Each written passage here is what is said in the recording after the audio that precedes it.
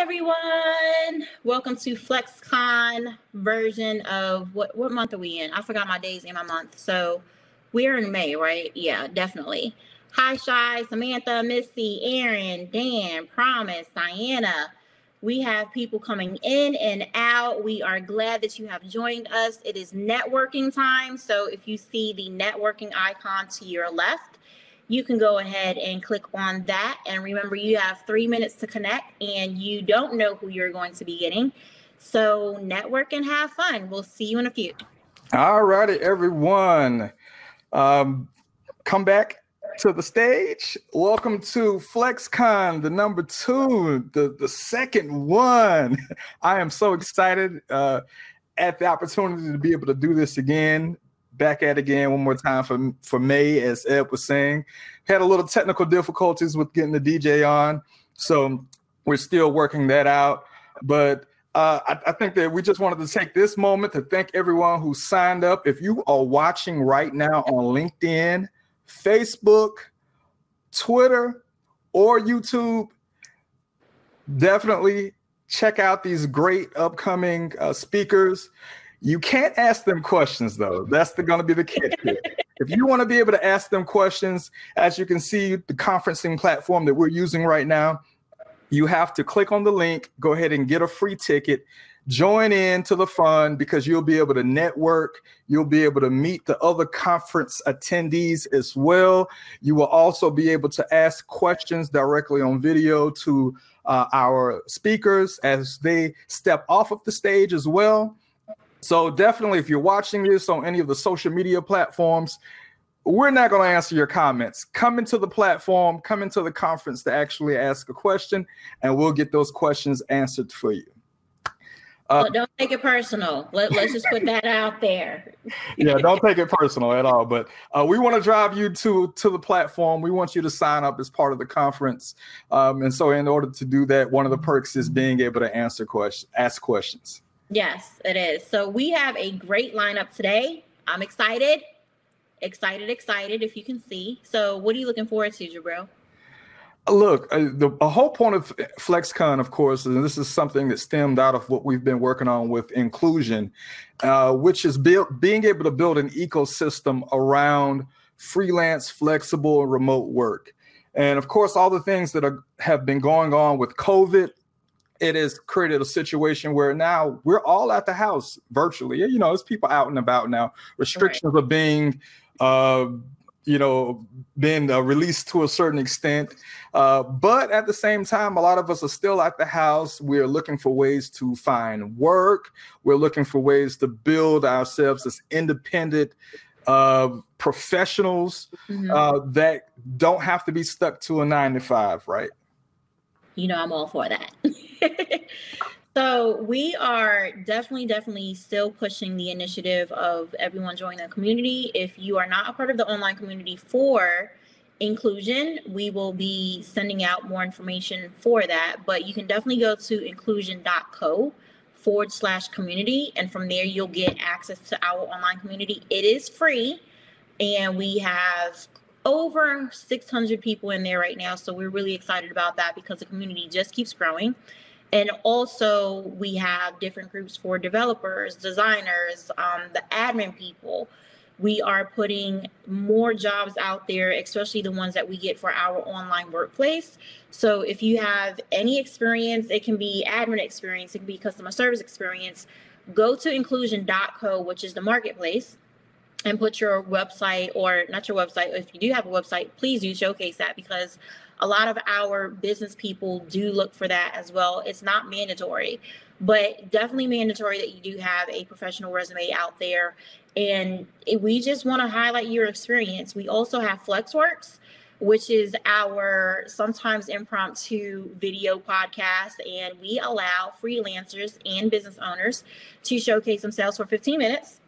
So if you do not have stage fright, or if you really want to get yourself out there, because we promote flex work on Facebook, Instagram, Twitter, YouTube, also the FlexWork website. So we definitely want to get you out there. Think of it as your video resume that anyone can pull up at any time. We do ask you for your contact information so people can contact you directly. So we are definitely great with that, of spreading the word and looking for new talent and definitely promoting the talents that you have. So with that, we are definitely going to be getting everyone into the event. Hey, Zoe, I hope I said that correctly. Hi, Tiffany. We still have people coming in. We are definitely excited about what is to come. We will have some freebies from our speakers today, so we will definitely get that in the chat once we have everybody online. And what we did not tell you this go round is the fact that after the speakers are done, we will allow you to speak with them like privately. And we didn't do that last time, and we heard the feedback. We definitely loved the feedback that we got from the first one. So once you get done seeing a speaker online, you will be able to go into the sessions. If you look to your left-hand side of the screen, you can see that you have the sessions room. So we will be opening up those sessions rooms so you can speak specifically with the speaker.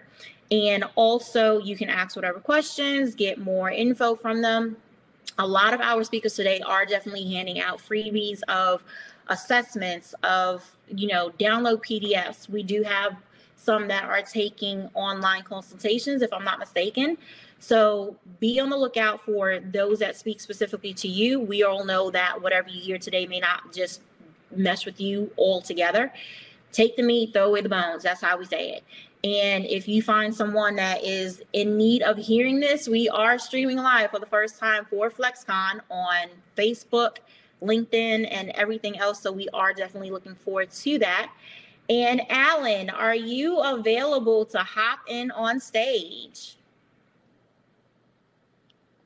Alan Paul is our first speaker. So we are definitely going to be bringing him up, and he is very excited. I'm very excited to hear about what he has to talk about, because of course everyone is not so much focused on COVID, but we are definitely looking for ways to empower you to definitely get the resources that you need to navigate and maneuver your way as a freelancer during this time. So as Alan gets together, just quickly put where you're from in the chat so I can shout you out. From? Yes, where are you from? Where were you born? Where do you live? We don't need your social, but we just want to find out where you're from.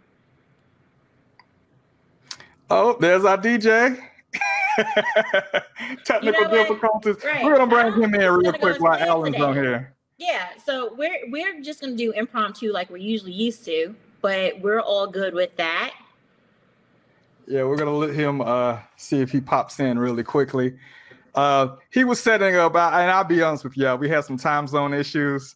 For the most part, Central Time and Eastern Time, it kind of threw things off as far as the timing goes. So Promise is from Pensacola. Is that Pensacola? Do y'all put P-Cola for short? Yeah. Promise is from Pensacola. Is Promise in here? He is. He put P-Cola. That's how I was like, it got to be one of your Pensacola folks.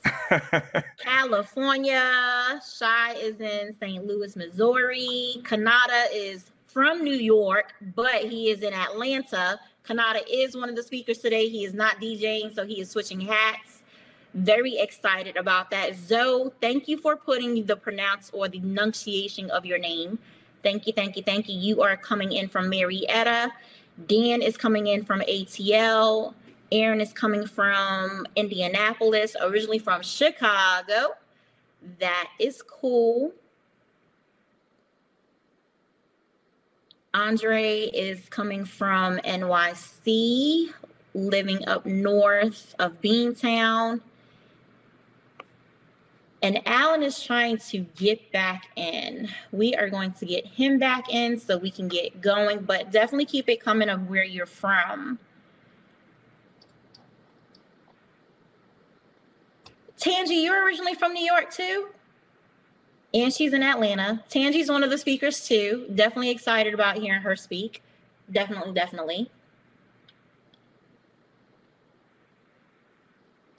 Alan, let us know when you're back in so we can put you in on stage.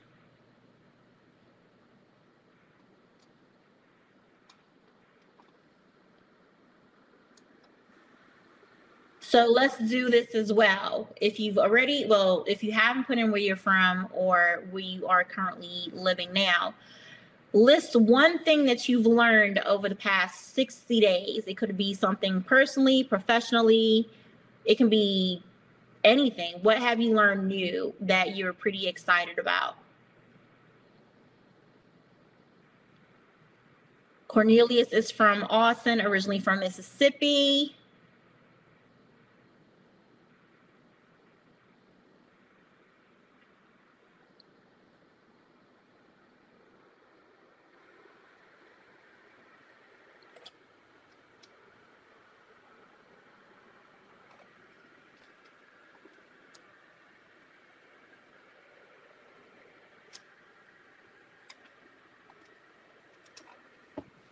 Alan, let us know when you're back in. If you need to get on the backstage, you can use the link that we sent to you in the email.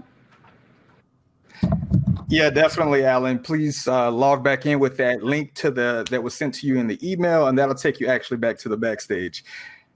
So let's see. Dan said expanding his creative skills in the drawing software. Oh, wow. That's definitely seems exciting. Is that something new or something that you have like really been working on over the years, but you're just like, I really need to step up my game? And I'm talking to Dan like he can actually physically talk to me. I'm reading the links right now. We're interacting. Why not? Okay, we have Alan back in here for our first talk. Let me get him back into the mix. Come on in, Alan. Come on stage. There we go. Hi, Alan. Lost me for a second, but couldn't keep me down. Hey, that's fine. You know what? Look, if you jump to another session, that's the only thing. You got to use that link to come back to it. Otherwise, yeah. I was in no man's land for a second there, but I was like, I'm gonna figure this out. We're not gonna let COVID keep us down or technology. Right. Well, whenever there's like mixed up with technologies, I always say it's going to be $1 million conversation. So everybody's about to get rich right now, not just in finances, but in knowledge and everything else. So, there was and there's DJ Sam and Sam finally on. DJ Sam and Sam, though, I'm kicking you right back out, and we'll bring you in right after Alan here. Those technical difficulties, it happens though. That's the world we're living in now. Everybody's on video, so that's fine. So I'm gonna drop out. Jabril's gonna take this conversation, and I'll see you in a few. All right, Alan. Man, I've been following you. You're doing some great things there. I want to have a great conversation today, right? Great conversation today. Right now, we're in a world right now where we're sort of emerging out of lockdown, right? We're sort of emerging out of lockdown. We're in a situation where we're kind of starting our lives back up again. Right. And now we have to kind of get back on track, right? We have to get back on track. We have to move things along. We have to kind of reorganize our lives and everything. How do you feel about right now? Just been living in this moment right now. Well, I got to tell you, it's a little bit of how those have that yin yang thing where it's best of times, the worst of times. Right. It's a little bit of that because I'm feeling like, thank God COVID didn't affect anyone in my immediate family. Of course, it affected everyone around us and everything around us. But, I'm happy. I'm blessed. I've been staying positive. So I'm grateful for everything we got getting through this. But yeah, there's a little bit of that uncertainty of like, okay, now that everything's coming back, what now? There's always a what next, right? So I'm in the same place. I'm grateful. I'm keeping the positive attitude, but at the same time, I'm just like a lot of us, like, okay, now what's the next season going to look like? Now, if I made it through this, what got me through the last 8 weeks may not get me to the next 8 weeks. So yeah, I think we're all just trying to like in that readjustment period. That's exactly right. So, today, just to reorientate and talk about what today's topic is, it is about how to build healthy routines, right? And how to build effective habits as a solo entrepreneur. Can you give a little background, in relates to your journey as a solopreneur? And even related to some of the maybe uncertain times, nothing like a a pandemic, but some of the uncertain times that you've experienced, you know, in your journey as a solopreneur, and give the audience a little background of what type of entrepreneur are you? Well, number one, I just before I even get any further, thank you for this opportunity to speak and to talk about, you know, my journey, to be a part of this. Really, I love what you've built here. I got, you know, the information from another fellow entrepreneur that I did a webinar with, and she hit me to you guys, and immediately I was like, yes, these are my people. And so I want to say thank you, number one, for the opportunity. My journey is really one of those crazy turns and twists and turns where nothing really made sense at the beginning of my journey, and all of a sudden it started to make sense now. I started as a musician, grew up, you know, playing piano, doing, you know, playing jazz, church, all that stuff. And then about 10 years into that, said, you know what, this particular teaching, I'm always going to be a teacher, but I can't stay a teacher in the public school system. It didn't work for me. I had that entrepreneurial bug. So went to homeschooling for a year, tutoring, teaching privately, and then eventually went into this faith-based space where I write books and help creatives in the faith space to people that do work in church, ministry, but connect all those worlds together in my book, God and Gigs, and my blog, God and Gigs. So now I always say, you know, I'm not a jack of all trades, but I'm a master of some, you know. So my journey has been, how do I put these worlds together between all these gifts and talents that I think I have, and somehow make them profitable and make them work, as we're talking about today, in a consistent, effective fashion. And I think I've just pieced enough of the puzzles together from different people that I've listened to kind of make it work for me and my family and for my business. So that's what I'm really trying to share with other people. Say it doesn't all have to look perfect, but eventually it has to be perfect for you. And that's kind of like my journey in a 30-second commercial. There's a lot of jumble pieces that eventually made sense because I kept working on it, trying to put pieces in the right place as it worked for me, and not necessarily for the next person or the next entrepreneur. But everybody can find their pieces if they work together. So to dive back into that question, I mean, what uncertain times do you feel that you've gone through that you can relate to and give the audience, everyone who's listening in the conference or on social media, what uncertain time can you relate, and how did you get over that? The best one I can give is, it wasn't involuntary like COVID was, but it was basically voluntary, where I did resign from my first full-time position. Actually, I resigned from 2 full-time positions, actually, now I think about it. My first one was resigning from the school system. I realized the school system wasn't going to work for me, and I didn't know what was next. I didn't know if I could handle life outside of the 9 to 5. And so at that time, I think the biggest thing that helped me was just getting away from the assumption that what my 9 to 5 life looked like had to look the same when I got into entrepreneurial life. Like realizing that it wasn't supposed to be the same. It wasn't supposed to be easy, or, you know, that kind of predictability. I had to let go of that. And the same thing happened when I moved from being a full-time minister into this season where I'm a creative coach. Same thing basically happened. I had to let go of things that I assumed. And so I think the one thing that kind of equates to COVID is we've had almost all of our previous notions about the way life can work basically taken away from us, right? So I feel like right now what we have to do is, again, let go of what we thought was going to work and be okay with the uncertainty. That's kind of a weird way to say it, right? But we got to like kind of get used to uncertainty and almost embrace it. And right. Because the greatest, obviously, well, as we know, like, you know, the necessity is the mother of invention, right? Or what the phrase is, you know, desperation, right? It does bring out the best in us when we don't necessarily stay in our preconceived notions. And so my little word is like, get okay with uncertainty, because it actually provides us the room to put the right stuff in. That's what it worked in my life. I mean, twice again, moving from job to job, from new career to new career. Again, didn't make sense at the time, but I think that's the key thing, is that embracing the idea that I wasn't sure what's going to happen was actually a good thing. Right.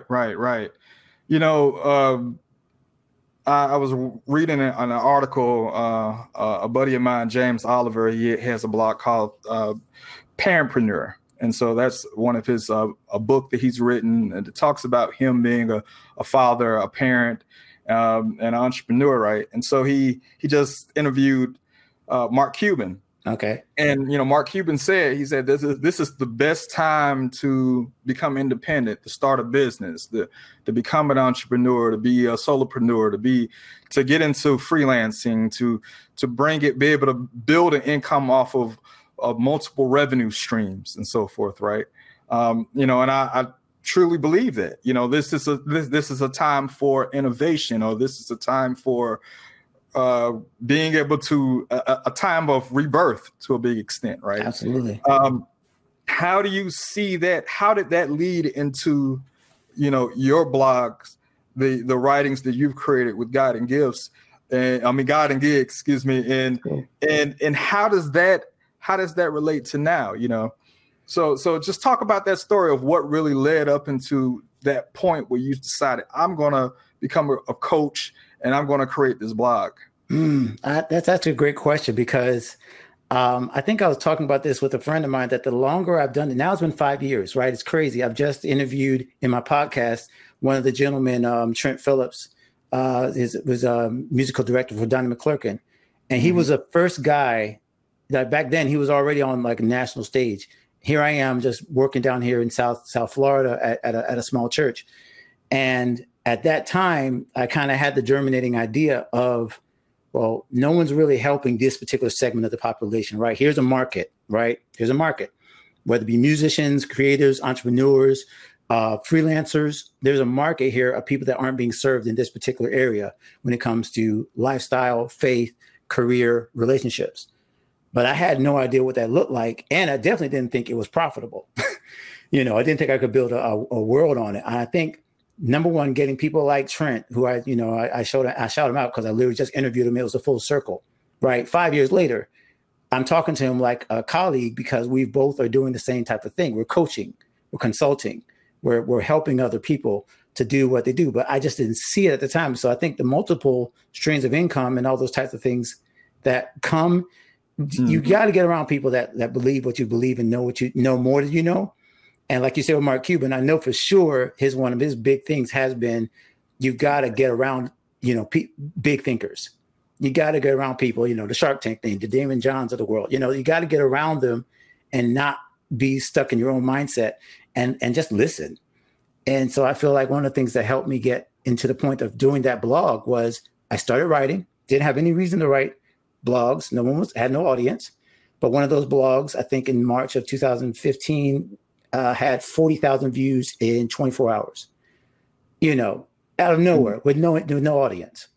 So it's just those little cues that, God kind of drops and says, okay, maybe there is something here, but you don't get there if you don't start. And so I appreciate people that kind of speak into me and tell you, hey, there's a little something here, move forward, even if it's a little step, and you'll see the nuggets and the little breadcrumbs of where the profitability is, where the marketability is, where there's an audience to be served, but you can't see it. You have to start with the first few. You got to start with the 5, with the 10, with the 15. And as you know, I'm sure, when building a company, building your network, it's all about not getting in your own way at the very beginning. Definitely right about that. It is about overcoming fear. It's about putting yourself out there. It's so many different things there that's involved. So, give me some of the success stories that you've seen, throughout being able to create a book, a guide, whether it's through the blog or even through the podcasting. How do you see the fruits of the labor that you've put out there in regards to helping people understand how to tie even faith to works, right? This is gig-based work or freelance work. Yeah, the freelance, exactly. No, honestly, it's been the biggest, and this is going to sound so cliche, I know.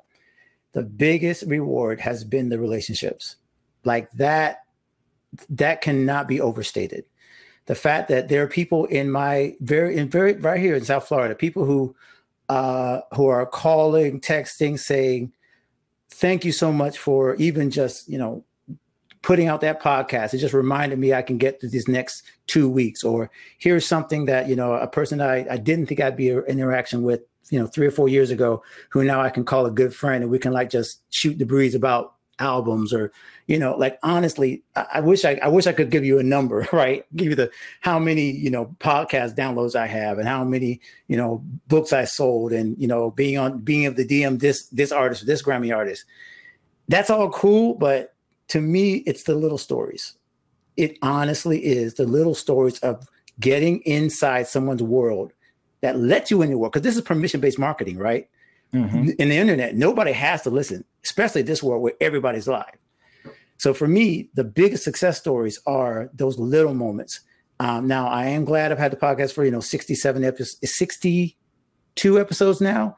Our podcast numbers are climbing. Definitely proud of the book, proud of the devotional I wrote, Your Art Guards Heart. Proud of being able to say I'm a 4-time now for published, resources on Amazon. I'm proud of those accomplishments, but I don't think I would never just say, hey, look at my trophy case. Like, you know what I mean? As far as an entrepreneur, it's the relationships. That's the key thing that has made this worth it. And I would still point to that, even if I get, 1 million sales on Amazon one day, it doesn't matter. That's what matters. Yeah. Yeah. So what are some of the healthy routines that you prescribe to, throughout your daily activities that, because, one of the things that we try to do with this conference series is, of course, we want to find ways for people to, of course, make money, right? But we want you to be sane, first of all. Yeah. We want you to have your mental health. We want you to have your sanity. We want you to be well grounded in the process, because if not, that search, that quest for money, and because that is important, that sustains you in your lifestyle. But that quest for that, it could destroy you, right? It could destroy you if you're not well grounded. Right. Absolutely. So when we talk about healthy routines, what are some of the routines that you prescribe to ground you? Well, first I want to say how important that is, and what you just said, that this quest for money cannot be the most important thing. I think everybody, again, I feel like every time we talk about the last 8, 9, 10 weeks, like we're preaching to the choir, right? We all know about the economic situation. We all had fluctuations and downturn. We've all seen it. So I don't want to just be the horse with that. But if anything ever taught us that money isn't everything, it's been the last few weeks, because there have been people who have lost jobs and have been able to maintain their mental health. And there are people who maybe didn't have as many issues and maybe didn't have physical issues, but we watched them fall apart. And it was all about their internal health, mental health, right? It's cool that May is Mental Health Month. So I would say the first thing for me was honestly taking stock of where I am as a person, authentically looking at myself in honesty of, okay, am I okay? I start a gratitude journal every morning. So my first 5 questions every morning are, what am I grateful for?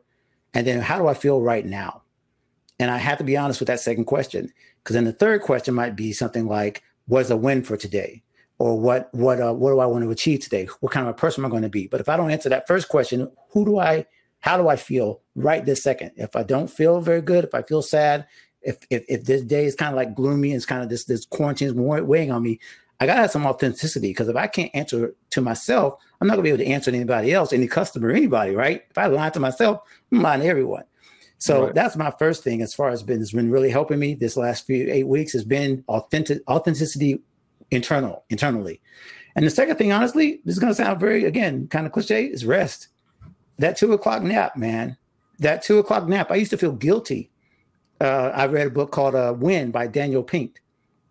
And he talks about the afternoon trawl, that even surgeons now are almost mandated to take that, to make no decisions. I think it's between 2 and 3:30 in some major medical institutions. Make no major decisions between 1:30 and 3:30.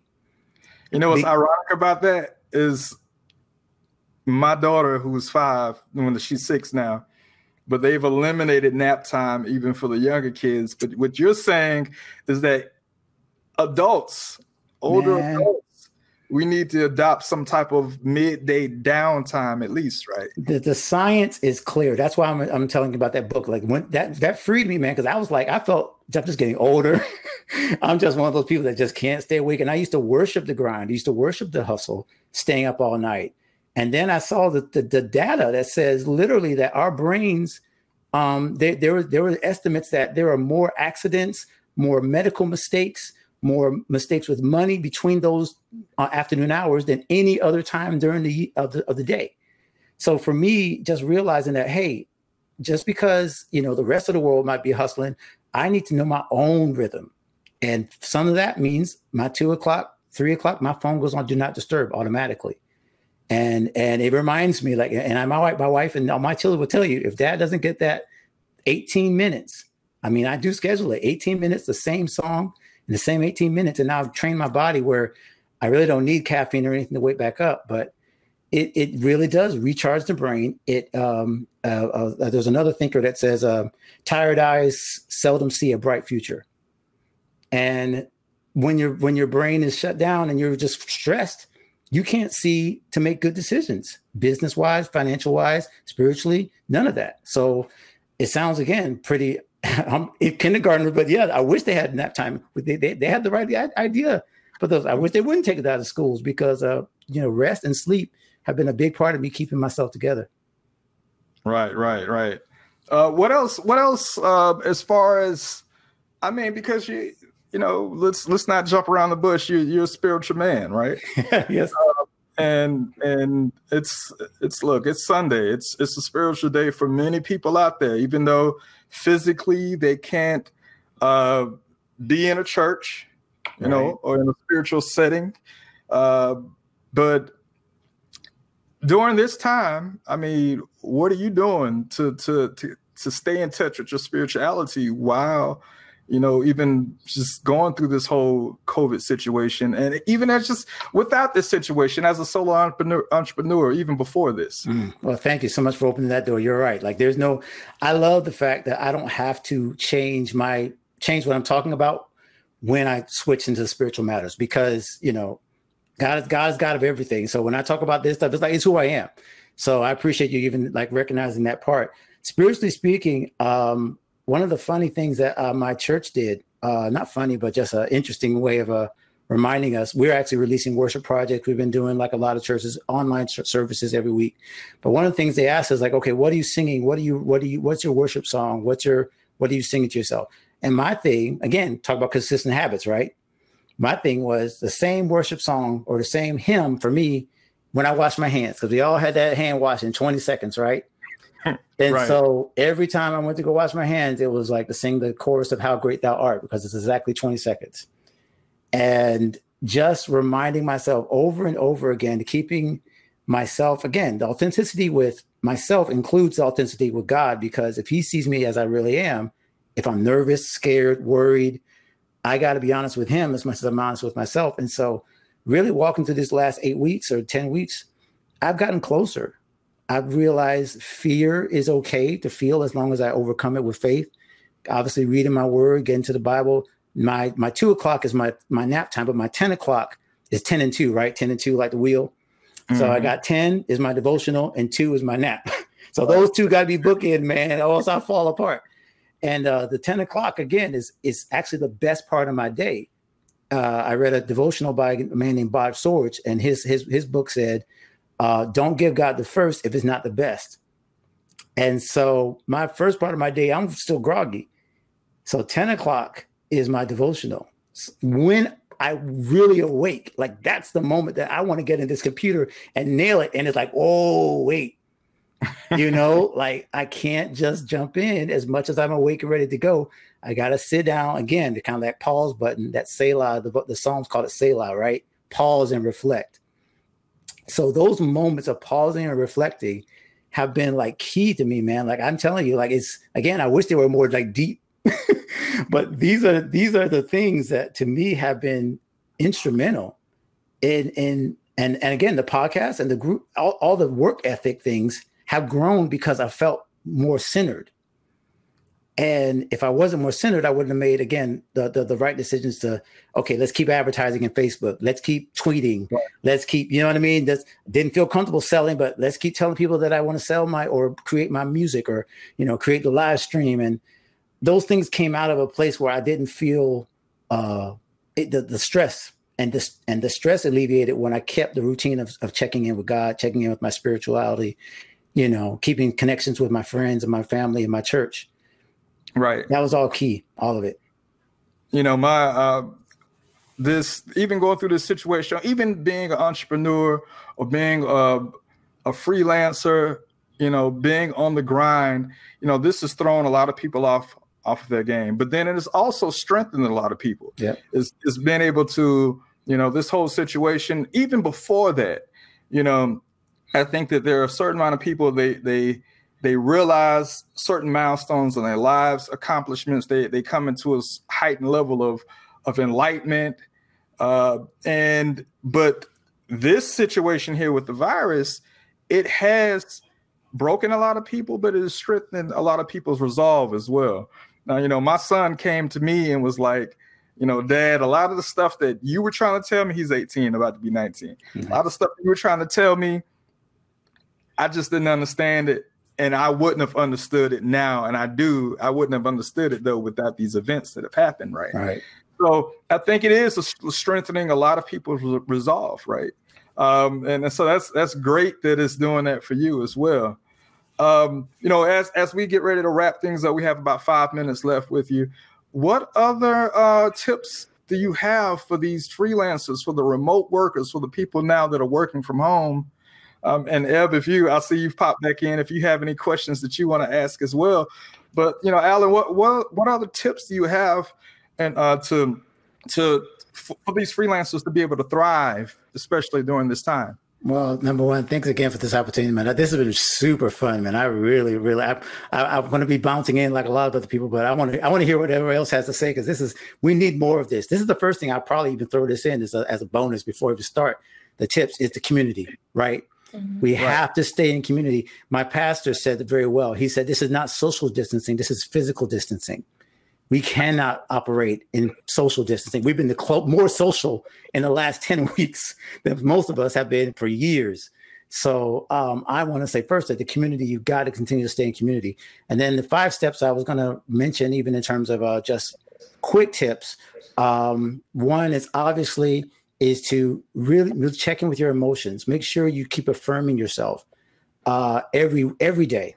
Every day. I have an emotional affirmation list as part of the freebie that I was working on, and I'll go ahead and make that available in the chat. And once I get a link up for it, but affirm yourself emotionally every day. Write down what makes you feel good about working. Don't focus on the negative. And then the second thing would obviously be something in terms of distractions. We got a lot of these distractions, Twitter, bad news, all this stuff. You have to eliminate the distractions. I call it a distraction elimination chart. You actually write down the distraction and then write down what you're going to do. Turn off my phone, put the phone 5 feet away, walk away from the TV. Don't turn on this particular news channel. So getting rid of the distractions, making sure you start with the lowest bar of things that you have to do. Maybe you can't achieve so much because of the world being so crazy. Just lower it. Just make sure you get that one thing done, even if it's just text that one person.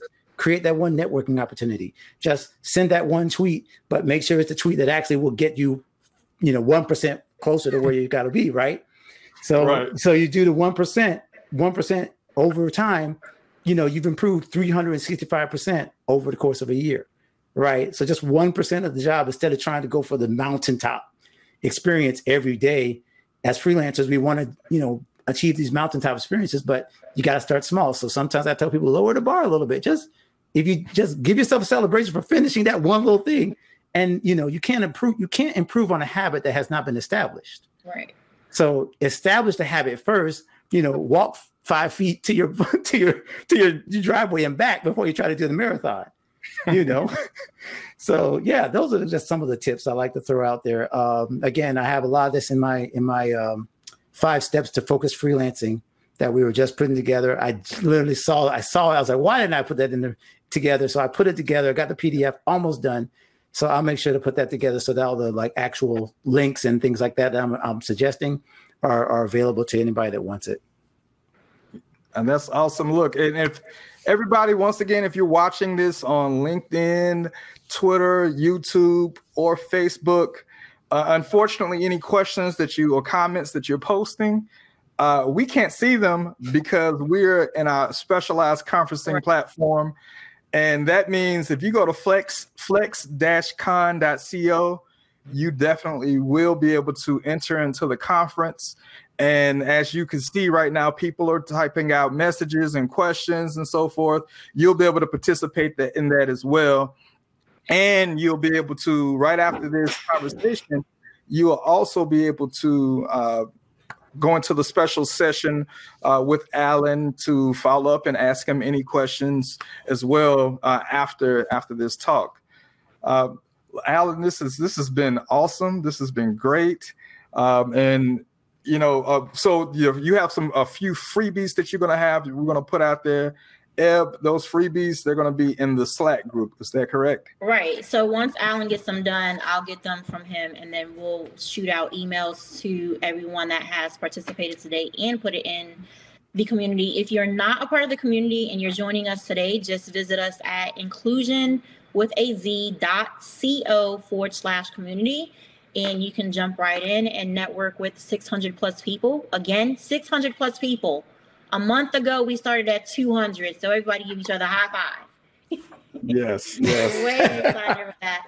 So Alan, really quick, you did hit something really quickly. The whole pressure points, a whole lot of stuff of what we need to do for, ourselves, which is great. And everybody on this line, wherever you're watching from, remember it takes 21 days to form a habit. Right. It also takes 90 days to form a different lifestyle. And whoever, is in my circle, y'all know I do everything by 90-day increments. But, Alan said, even if it's at 1%, take that 1% and give your 100% to it. We feel as if we're taking that small thing and that, because we're only working that small thing, then everybody else that we see on Instagram, it's like, oh, they're doing better than us. Honestly, they may not be, because they may not be working on that 1%. They may be working on 10,000 things and something's falling through the cracks. So give yourself grace. You know what I mean? Be easy on yourself and not put that pressure on you as we would, again, in the frontal lobe of, oh, I have to get this done. If you watch the last Flex Works with me and Jabril, he had a fear. And it's like, where did that fear come from? We put fear on ourselves that does not make any sense. We write the script. I tell people that's a Lifetime movie that never gets produced. It never gets shown at the movies because we write the script, we hire the actors, we do the rehearsals, we have this whole big production. And it's like, for what? It's really at a point of be in a place of being okay with where you are. You woke up today for a reason. Be okay with that. And Rome wasn't built in a day. Rolls Royces aren't built in a day. They don't even advertise. So look at how unique that is. You're a unique person to work on that 1%, as Alan has said. So thank you, Alan. Thank you for being transparent, being honest, of faith, community, and all this other fun stuff. And I will be definitely getting in touch with you so we can do more inclusion stuff, because as of June, we're rolling out more events. So you would definitely be someone that I'm contacting, because that would be a great, great, great thing to keep going. It's my honor. Thank you so much for letting me be a part of this. And I'm looking forward to more. Absolutely. Thank you so much. So everyone, definitely inclusion.co/community, inclusion spelled with a Z, inclusion.co/community. That's our Slack community for freelancers, remote workers, flexible workers, professionals, I should say. And so we have our FlexCon channel there, and that's where you're going to find the freebies that Alan is going to be giving out as part of this. And then we're bringing DJ Sammy Sam in definitely for the first time. He's going to do some spinning here. And in the meantime, you can stay in the stage area, or you can head over. If you look at the side of your screen here, there is a sessions section. So that session section, once you click on it, it will have Alan's name there. Alan's going to jump over. I'll jump over as well, just to make sure that everything is completely set up fine. But everybody should be able to jump into the room there and ask Alan any follow-up questions if necessary. Otherwise, you can jam to DJ Sammy Sam also. Yeah, I think DJ Sammy Sam here, Had a little Nelly going on here today. Little Nelly issues. I think didn't we do this after Teddy? But the coincidence was there was a versus with Nelly and Ludacris last night that I heard of. So we're following our verses, and we might be catching some of the technical difficulties that may happen sometimes. Right. Oh man, let's get everybody back to the stage here. Stage time. We're gonna have another panelist speaker coming up next. Konata, are you in the building?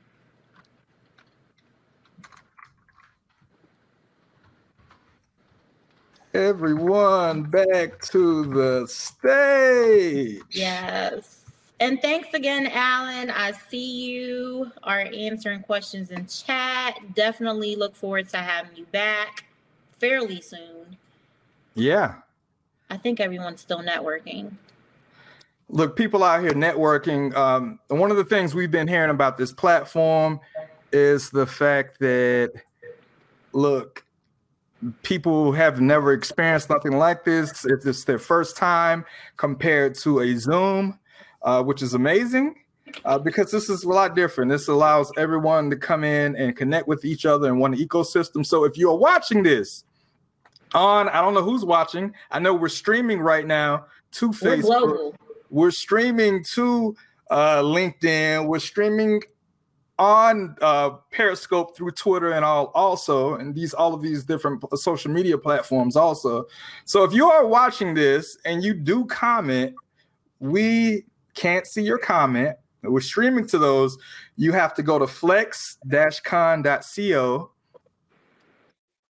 free virtual ticket, and hop into the actual conference, and you'll be able to, of course, chat and meet the other meet the panelists, meet the speakers, meet the attendees as well, and connect with them within the platform. Yes, and I do see some of you have jumped over to the inclusion community. So thank you for joining us. I haven't looked at the numbers yet, but I'm pretty sure we're heading into the 18th million member joining soon, which is great. So Konata, are you in? Just request to have your video shown, and we I just accepted him. So okay. I just approved you, Konata. So definitely just you have to approve to have your video shown, and you will be ready to go. In the meantime, while he's coming on, some of the great things that we are doing with inclusion, just to plug real quickly, because I do have my inclusion shirt on today. We are launching a remote jobs board within inclusion. So that's something I talked about last conference. We're working on that. We just finished up our funding round. We raised a small amount of funding to continue building the ecosystem. I'm excited. Yes. Way excited. I've never seen an excitement wave like that, but we can do that. Konata's seen it before. Hi, Konata. Hey, what's going on? Can you hear me? Yes. Okay, cool. Let's make sure. With your Hip Hop Gives Back shirt on today. Yes, indeed. Yes, indeed. How y'all doing? That was a great first session, first of all. Yes, it was. Yeah. Wasn't like you've been on both sides, the DJ, the speaker, the participant. Mm-hmm. How do these need to be longer? Like, what is everybody's consensus? Because they're like, we need to go longer. And we're like, but we're like at 3 hours already. Like, seriously, if you look at the schedule, it's 3 hours long. It is. Well, as a DJ first, I'm going to say the DJ needs more time, but that's just me. So I don't know how everybody else feels about that. But other than that, I really like the sessions and how they break down. Like you said, one of the big separators for FlexCon and what you guys are doing is allowing people to communicate and reach out to other people after their session is over. That's really powerful because, when we do these things in person, you get done speaking and that's when the rush begins and you may never get the chance to interact with the people as well. So I really enjoy that part of it. Cool beans. So Konata and I are about to get into a chat. Jabril, we'll see you in a minute. So tell us a little bit about yourself.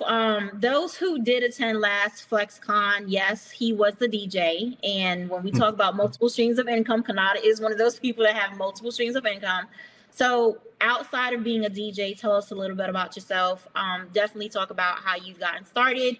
To give background, Konata is one that has come from corporate America, and he is now a full-time entrepreneur. So just talk about that and go right into your presentation. Okay, well, outside of, like I said, outside of DJing, I was with AT&T for 18 years up until last February. So they kindly suggested that our time was up, and I was like, you guys are right. So that's when I started working myself full-time between the DJing and also with running Hip Hop Gets Back, which is my foundation and company as well. But that's also led me to starting my own organization called KJN Legacy, which leads with a lot of people coaching and also helping them to discover how to legacy build in their path, and also about working towards prosperity, which is part of what we're going to talk about as well. But like you said, a little background about Hip Hop Gets Back. We started that. What exactly it is, we highlight the positive side of the hip hop culture. I know a lot of us see a lot of negative stuff about hip hop whenever we turn on the news, we look on social media, they like to focus on that because, it brings in numbers. So when we started the company back in 2008, we saw a need that said, hey, there's a lot of great things that's been going on in hip hop since its inception. So we started off with our website, hiphopgetsback.com, where basically what we did, we highlighted the positive sides of it. If anybody from your Jay-Z's to your Ludacris's to a variety of artists, not just artists, but producers, hip hop lawyers, hip hop doctors, if they found a way to give back through the culture, we highlighted it because we needed a running tally to keep tab of these things that were taking place. So that's when we started doing that in 2008. But soon after when we started, myself and my business partner, Mike Del Pleach, we realized that people wanted us to do more. They started reaching out to us to start mentoring to their kids. They wanted us to do different things across the country, and we weren't really prepared for that. Well, we caught up pretty quickly, and we started doing things like cleanups here in Atlanta, helping to feed the homeless, just starting different things like that. That eventually led us to starting our own after-school programs and running summer programs as well. So that's when we decided, hey, we need to launch a full-on nonprofit, which is actually called Hip Hop Gets Back Foundation. And that officially took place in 2015. And we've been running and operating that as well as our .com site as well. So, yeah, that's just a little background behind Hip Hop Gets Back. And the reason why it allowed us to do so many other things, well, me personally as well. What I had to realize when we first started, it was, the love of the culture. We wanted to give back to something that had given us so much. But we decided pretty quickly, like, hey, we've got a real big opportunity to reach a lot of people, show them what it's really about, show them how they can find their purpose and really prosper at it. So that's what led me to starting KJN Legacy and showing people how to do that through our different coaching sessions, through helping them to figure out what their identity is, figuring out what their true purpose is, and how to really prosper from doing that. Right. So touch on the fact, because you really could have had the mentality of after AT&T, gave you your walking papers, you could have went back to a 9-to-5. So why didn't you? It was clear to me, I'd say the last 5 years of working there, that I needed to be in a different position full time. Because even though I had the DJing company, I've been DJing for over 20 years, it's different when it's a side hustle, for lack of a better word, versus being in control fully 24/7, more like 25/8, as some of the entrepreneurs and solopreneurs on here know about. It was really about putting my ideas to the test and saying, hey, this is your time. Let's really go out and see and let the world see what you really can do.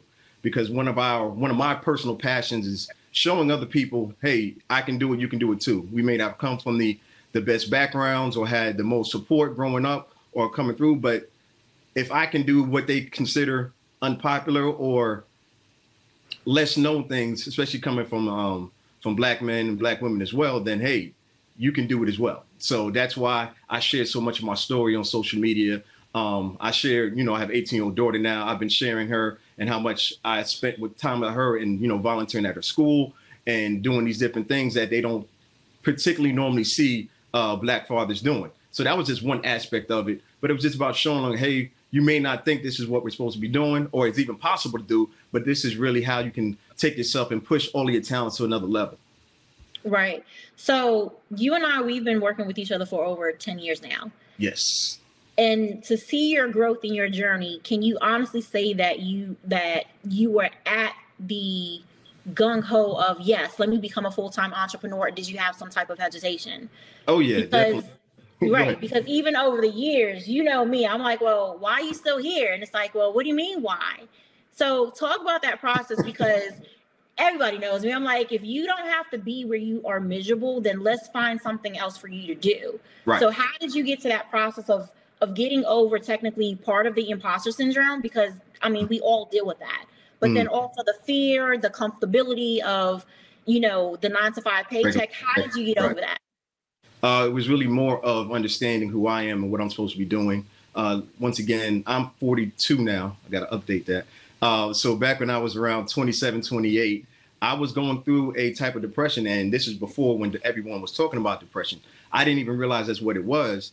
But as I look back now, it was definitely depression. The only time I was really finding joy and happiness was when I was with my daughter. And that was really it. So I started to do some work and really start digging in, you know, started doing the inner work that would help me to figure out what I should be doing.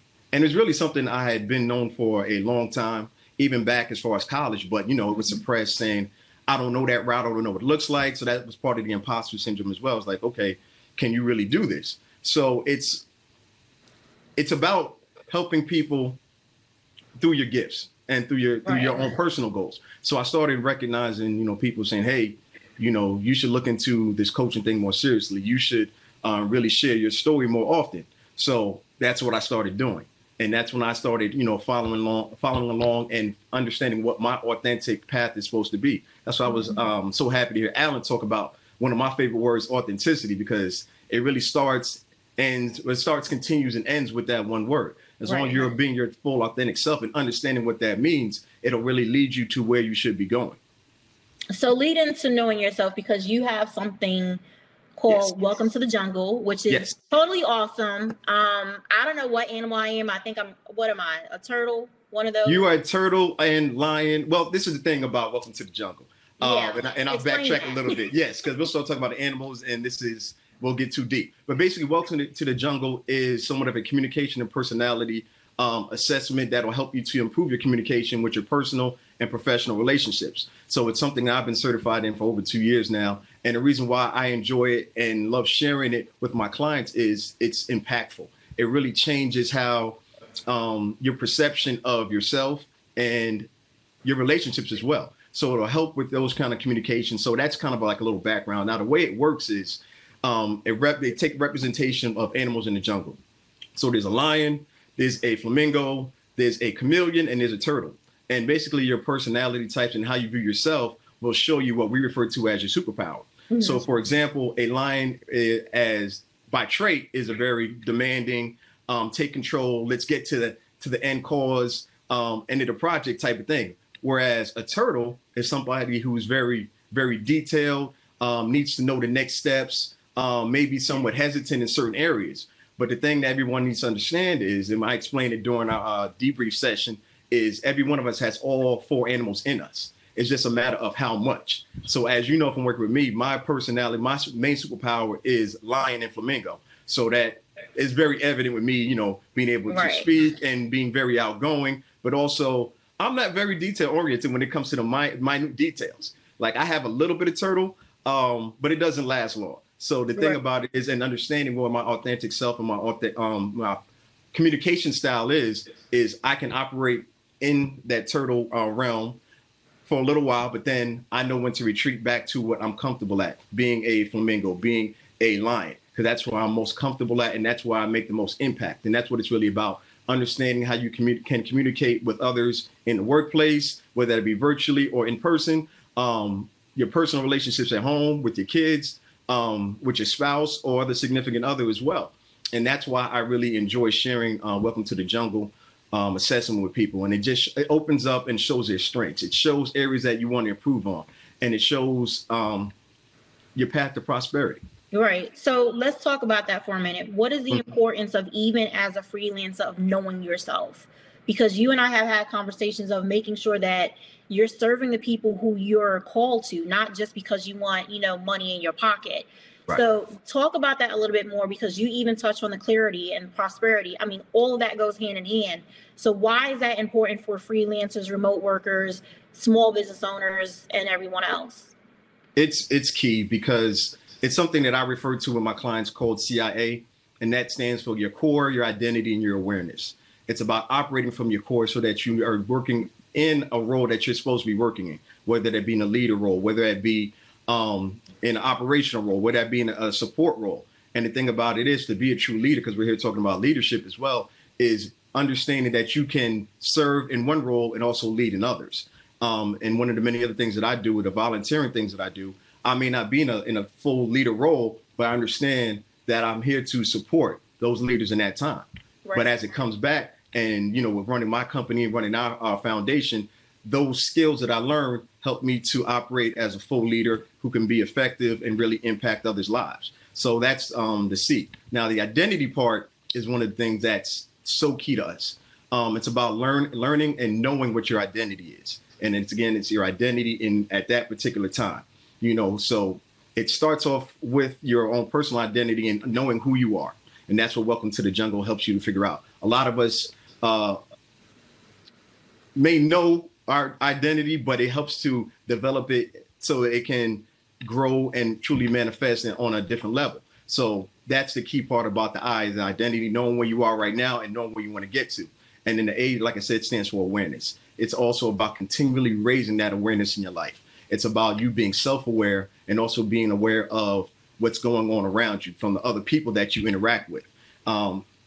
It's really about raising your empathy level too, because that's one of the things that will help you grow, help your relationships prosper, is understanding how you're feeling at the time, how somebody else may be feeling at the time. So it will enable you to effectively communicate with them and help them to understand what they should be doing as well. So it's really a 360 holistic way of looking at it, but it's something that I know impacts our day-to-day life. It'll help you to really grow your personal and your professional relationships to new levels. Right. So you mentioned something key of being a leader, but also knowing when to serve as well. Very, very big on servant leadership. So when you're talking to someone that has been dealing with imposter syndrome or searching for their identity or somewhat not aware of where they are, what type of leaderships do they need to be aware of for them to say, hey, I feel in this category, but I need to work on this to be more effective? It's about knowing the different leadership roles, because leadership looks different in a variety of ways. It comes in a variety of different forms. Now, you may not be the most, commanding. I'll use Michael Jordan as an example, because they're, showing The Last Dance. A lot of people have seen that. Michael Jordan is a very in your face, I'm going to challenge you, I'm insult you type of leader, but he also shows by action. Whereas his coach, Phil Jackson, back when he's with the Bulls, is more, I'm gonna let you think about what you're doing and see how you can improve yourself. They're both being leaders, but they're doing it in two different ways. Mm-hmm. And one of the things that we focus on now that's so key is about being a leader in 2020, because it looks somewhat different than it has in the past. Right. We're facing new challenges now. So it's important to understand that our leadership types in 2020 need to be updated. For example, one of the ways that it's changed in 2020 is what I call social media equity.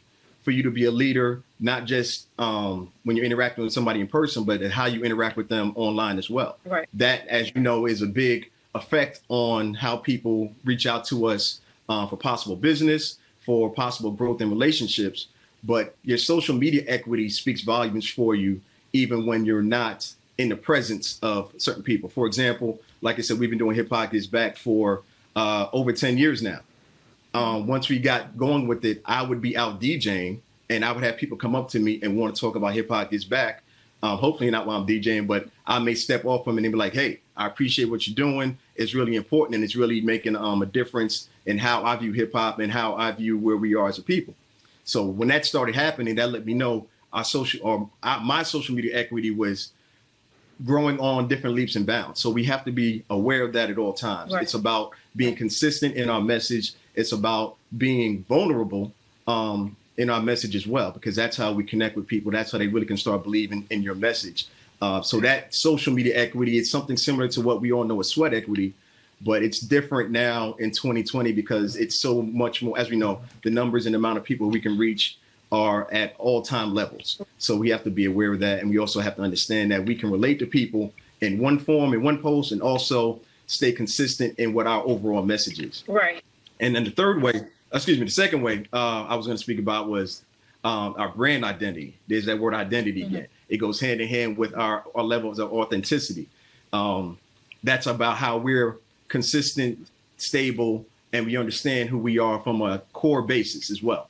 So we speak a lot about brand and our personal brand here with Inclusion and with FlexCon, but it's understanding how far we can really take our brand. You know what I mean? It works hand in hand with our social media equity, but our brand identity is even more important as, like I said, we're not always in the same room where our brand is. Right. And then the third one is one we're always all familiar with already, is know, like, and trust. But we have to multiply that in 2020. You know, as entrepreneurs, we understand what that means to know, like, and trust.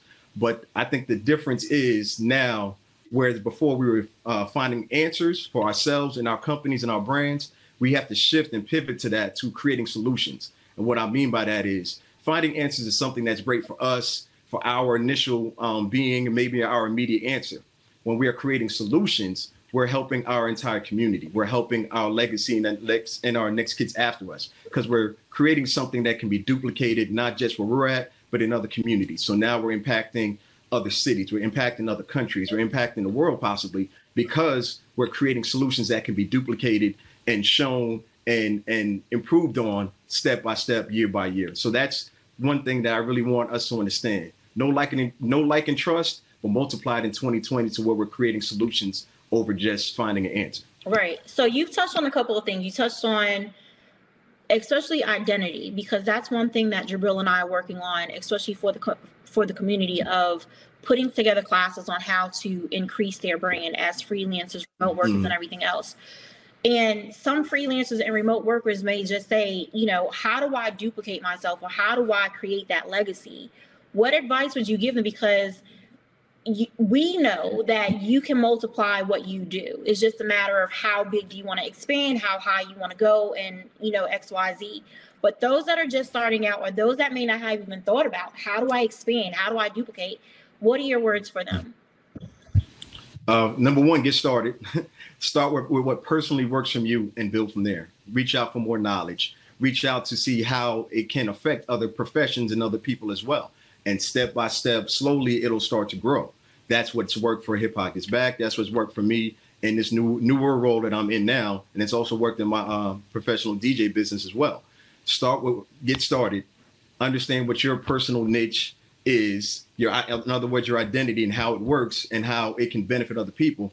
And then start reaching out and letting people see it in action. Let them see how it works. Let them see how it can help them prosper in their life as well. Because like you said, it's not just about money. It's also about the effect and impact that we have on other people. Right. So do a dive into your MVPs for clarity, prosperity, because I always find that piece intriguing. And when we step away from it, it's always that aha moment of, well, dang, I really didn't look at it this way.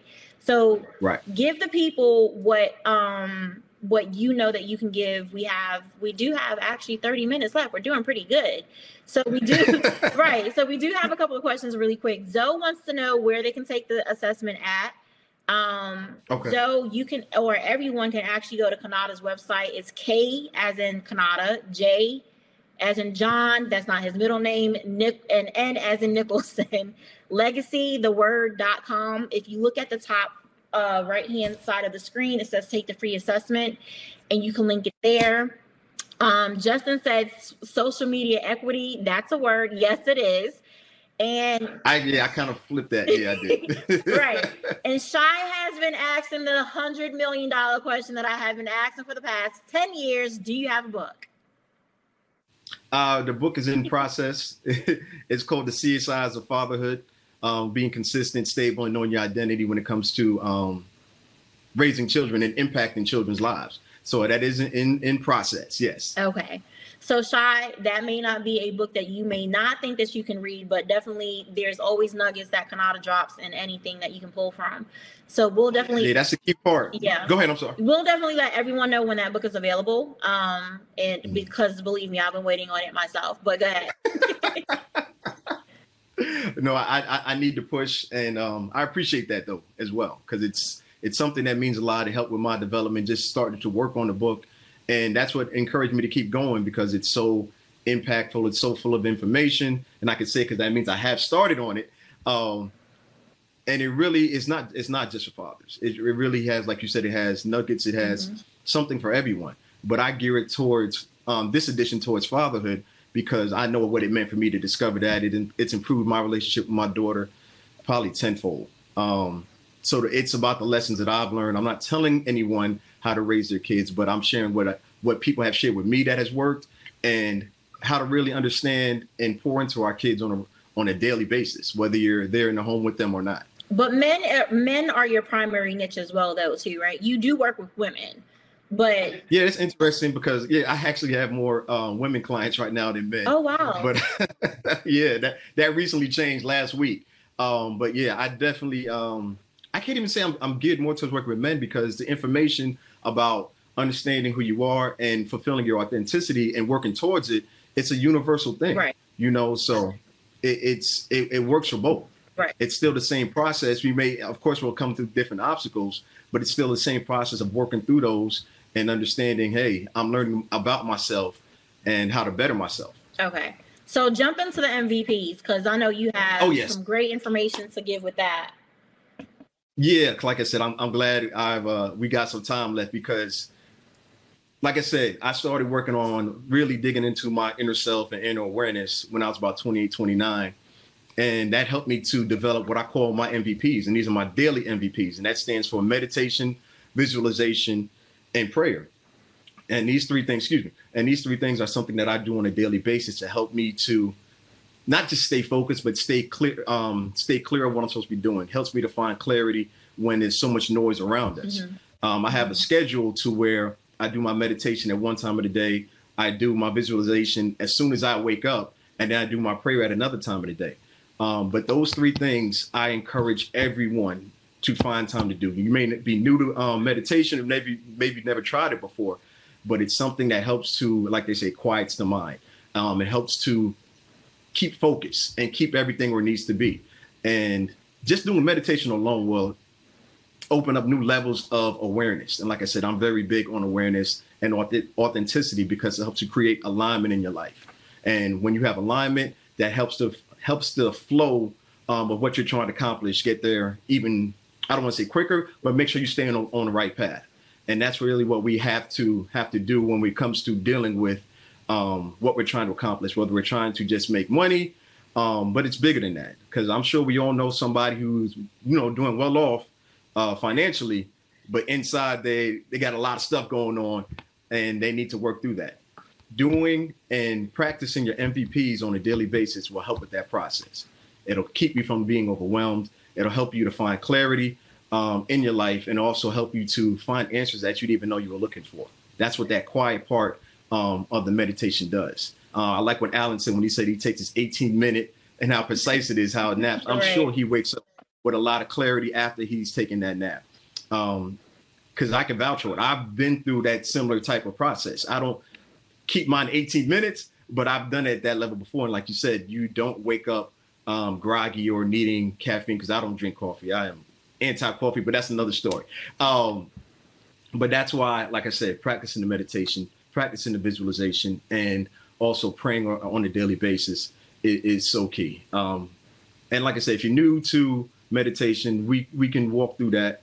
There's simpler ones. There's a variety of different ones out there now that I've tried myself that I can definitely share, and also share what I've been using lately as well. But I just wanted to touch on visualization, because a lot of people that everyone practice. I share this with my clients during our time together as well. Our most impactful time of the day is when we wake up. The first few moments when we wake up, a lot of times we waste it, or it gets wasted because we're focusing on other things. For example, Ed, what was the first thing you thought about when you woke up? Well, you kind of know already, so I don't know if I should ask you. You're not a good example. Right, don't ask me. I can't ask you. So ask yourselves this, and if you want to comment in the chat, Ed can let me know if anybody responds. But what did you do the first thing when you woke up this morning? Were you thinking about something that happened yesterday? Were you thinking about something you have to do later today? Were you worried about a project that you have going on? Most likely, I'm going to assume it's one of those three or something similar to those. But we have to understand is those first 30 seconds to 3 minutes when we wake up is really our most creative time of the day. That's when we have to learn to center ourselves and focus on staying in that exact moment. And it takes practice. I'm still practicing it, but I have seen a lot of the benefits from it. It's allowed me to, like I said, find answers on things I'm working on. It also has allowed me to do a deep dive on where I am and understanding where I want to go emotionally, physically, prophetically in those exact moments. Like I said, we go deeper into that during the client session. I just wanted people to be aware and raise their awareness about those first few seconds to minutes and where your mind goes during those times, and work on keeping it focused on your momentum at that time. Right. So Shy said that she was thinking about a project she had due. Charlotte said she was thinking about what she was going to cook for breakfast for her mom. Yep.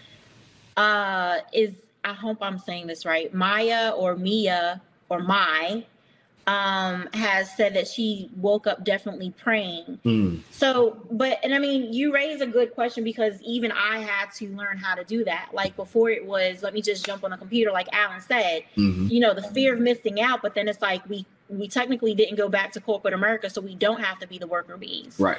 And that clarity, that moment of clarity for whether it's planning, creative time or whatever else, that's crucial. Yes. And, whoever's a freelancer, it's mine. Thank you for correcting me.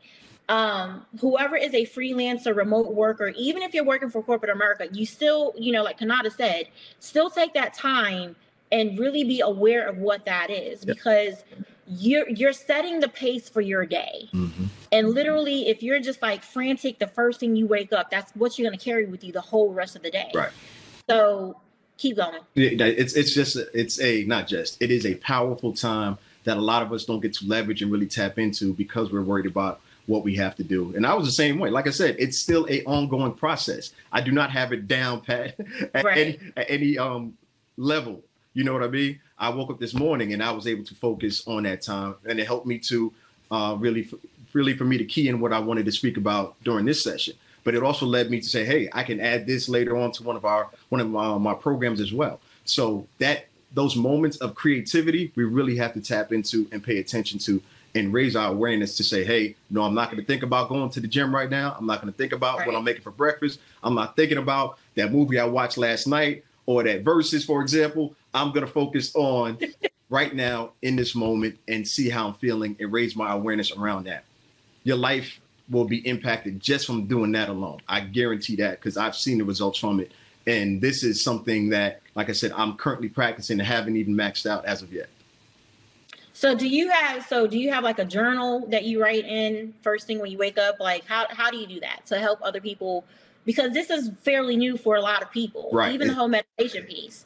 And you and I have had conversations about meditation, because sometimes meditation is that spooky word when it comes to certain religions and everything else. But even a full-fledged Christian, as I see the benefits of it. It's not that you are, performing witchcraft or anything else. So how do you make sure that you're acknowledging and becoming aware of what that few moments is? Would you recommend writing it down? How would you recommend that? I would recommend trying writing it down. That doesn't work for me, but that's me. But I understand what's the best vehicle for me to do that.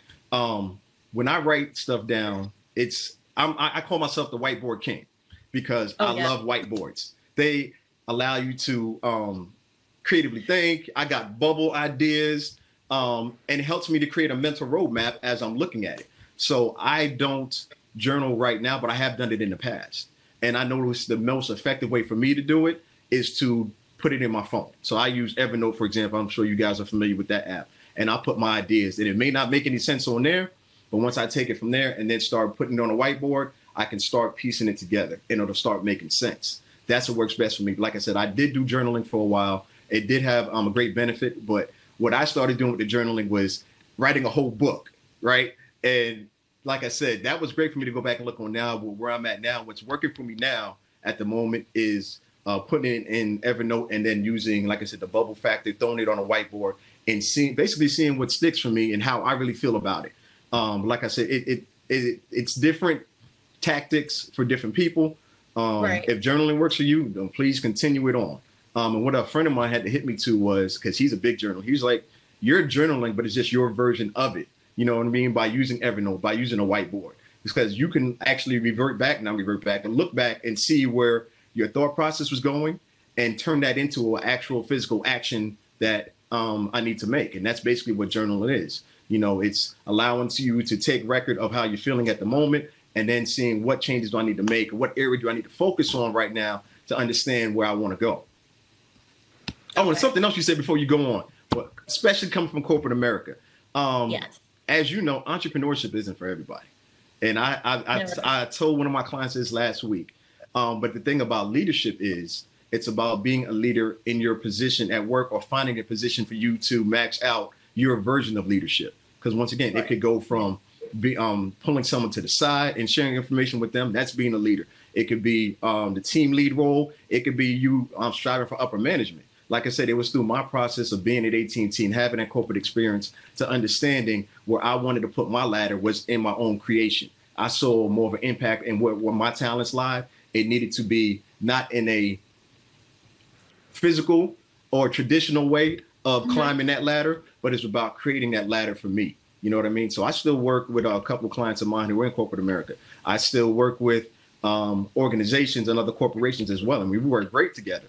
But I understand where my mission is and what my purpose is and how I can fully align with it to make sure it manifests. And sometimes it's just really looking at what that company is lacking, because you know my years in SunTrust, I never colored in the lines. So, of course, I had them fire me, you know, voluntarily. And of course, I found ways for them to create positions for me, because it was one of those things of, and whoever's a remote worker, you know, that works for a company, start looking at not, you know, that you're looking for loopholes to call the news on the company, but look for those loopholes where you say you have the solution to their problem. A lot of companies become so big that so many things fall through the crack that it's just really like, okay, we're just following the day to day. Right. They're not going back to see where they're missing some steps in the process, or if they're losing money. If the company's losing money, you're losing money too, because the more money they lose, you can be getting paid more. Yep. I mean, that's my philosophy. Right. So look at the opportunities of where you can create something. And they may say, oh, we can't pay you or whatever else. But if they're already paying you now, it's just a matter of switching your task or your roles and responsibilities to take on this other role. Mai does want to have, she said she has a question. She says, so what does success mean to you with everything? In one phrase, legacy building. That's what it's all about for me. Pointing, and not just, of course, pouring into my daughter and preparing her for what she needs to do about improving our bloodline, but it's also about legacy building in everything I touch. Like, I'm deeply involved with hip hop, so I'm responsible and have a portion in building into that legacy as well. I have deep roots in nonprofit world, so it's helping to build that legacy. So the phrase legacy building is very much so about family and self, but it's about everything you touch. It's about maxing out your talents and seeing those things fulfilled and used all the way up. That's what success is for me, because one thing I had to learn is, especially working in nonprofit, is the money can be made. It's just about being creative and showing that. Because what I had to understand early on is, and I got this from Muhammad Ali and a couple other people have said it as well, even though we're giving back and sharing this information, if you want other people to join, especially kids to see it, they need to see the success part. They need to see, like, oh yeah, I'm not struggling. I'm doing this with purpose, and I'm still prospering at it as well. So that was one of the things that helped me to say, hey, we need to show a little, because I'm not a very showy person. That's not really in my personality, but they need to see, like, hey, he's not struggling. He's succeeding in legacy building and working on his nonprofit as well. Right. So I'll put a shameless plug out there on behalf of the nonprofit, because I'm closely tied to it. We have been looking at technology courses for kids in the community. if it's, locally or virtually. So we have a lot of people, Inclusion Network. Yes. Whoever is wanting to give back, no pun intended, you definitely hit Konata up, because we can never have too many volunteers. We can never have too many resources to help build and expand that. Because again, as Konata has said, that legacy building piece is what drives Hip Hop Gives Back, the foundation, Hip Hop Gives Back, .com, and KJ and Legacy as well. So with that, I'm going to call Jabril back to the stage so he can have his Q&A with you as well, because I'm pretty sure he's itching to ask you some questions. Are there any other questions out there from everyone that's, there who wants to ask Konata a question? And don't forget, we will be having our side conversation in the session room with Konata after this session. So if you haven't been able to ask any questions now, you can jump on the camera in the session room and talk to him there. And we have Jabril back. Hey, there he is. Look, this has been great. We brought you on initially the first inaugural for the inaugural FlexCon as, of course, a DJ, and you surprised me. Well, I shouldn't be shocked. I shouldn't be shocked at all. But I didn't know, and this has been great. This has been great. Just digging into the depth of you as an entrepreneur, moving and shaking and building up, transitioning over from corporate, into sometimes it takes that push. I've talked to so many people who become freelancers, independent business owners, and it's that kick in the ass sometimes, that unwanted kick in the ass sometimes that just pushes you, right? It's that moment of cataclysmic events, right? So it's awesome hearing that from you and just understanding that, I don't have any necessarily follow-up questions. I just really wanted to throw that in there and just make it be known that it is amazing just understanding your journey, just because of the fact that we're still newly acquainted. So right. No, I appreciate that. I definitely do. It means a lot. And you just reminded me of something, because of, like you said, of finding that path and understanding it. It was something I've come to realize, even with Hip Hop Gets Back and DJing. It was really my purpose of sharing information and showing people what else is possible, that's what's really taking place. Hip Hop Gets Back has become a vehicle for us to have events such as this, and we're able to share people's knowledge and their talents to the world. So we're like I said, we're the home of hip hop's humanitarians. That's our tagline. So we're able to share what an organization is doing in Chicago with people in New York, and vice versa, and connecting them. So that platform alone, it has taken shape, and like I said, it's really pivoted our business. So that's what I'm really truly appreciative of, and I'm able to go out and speak, and like I said, to share my story, and also to reach out to people and help them to find their story as well.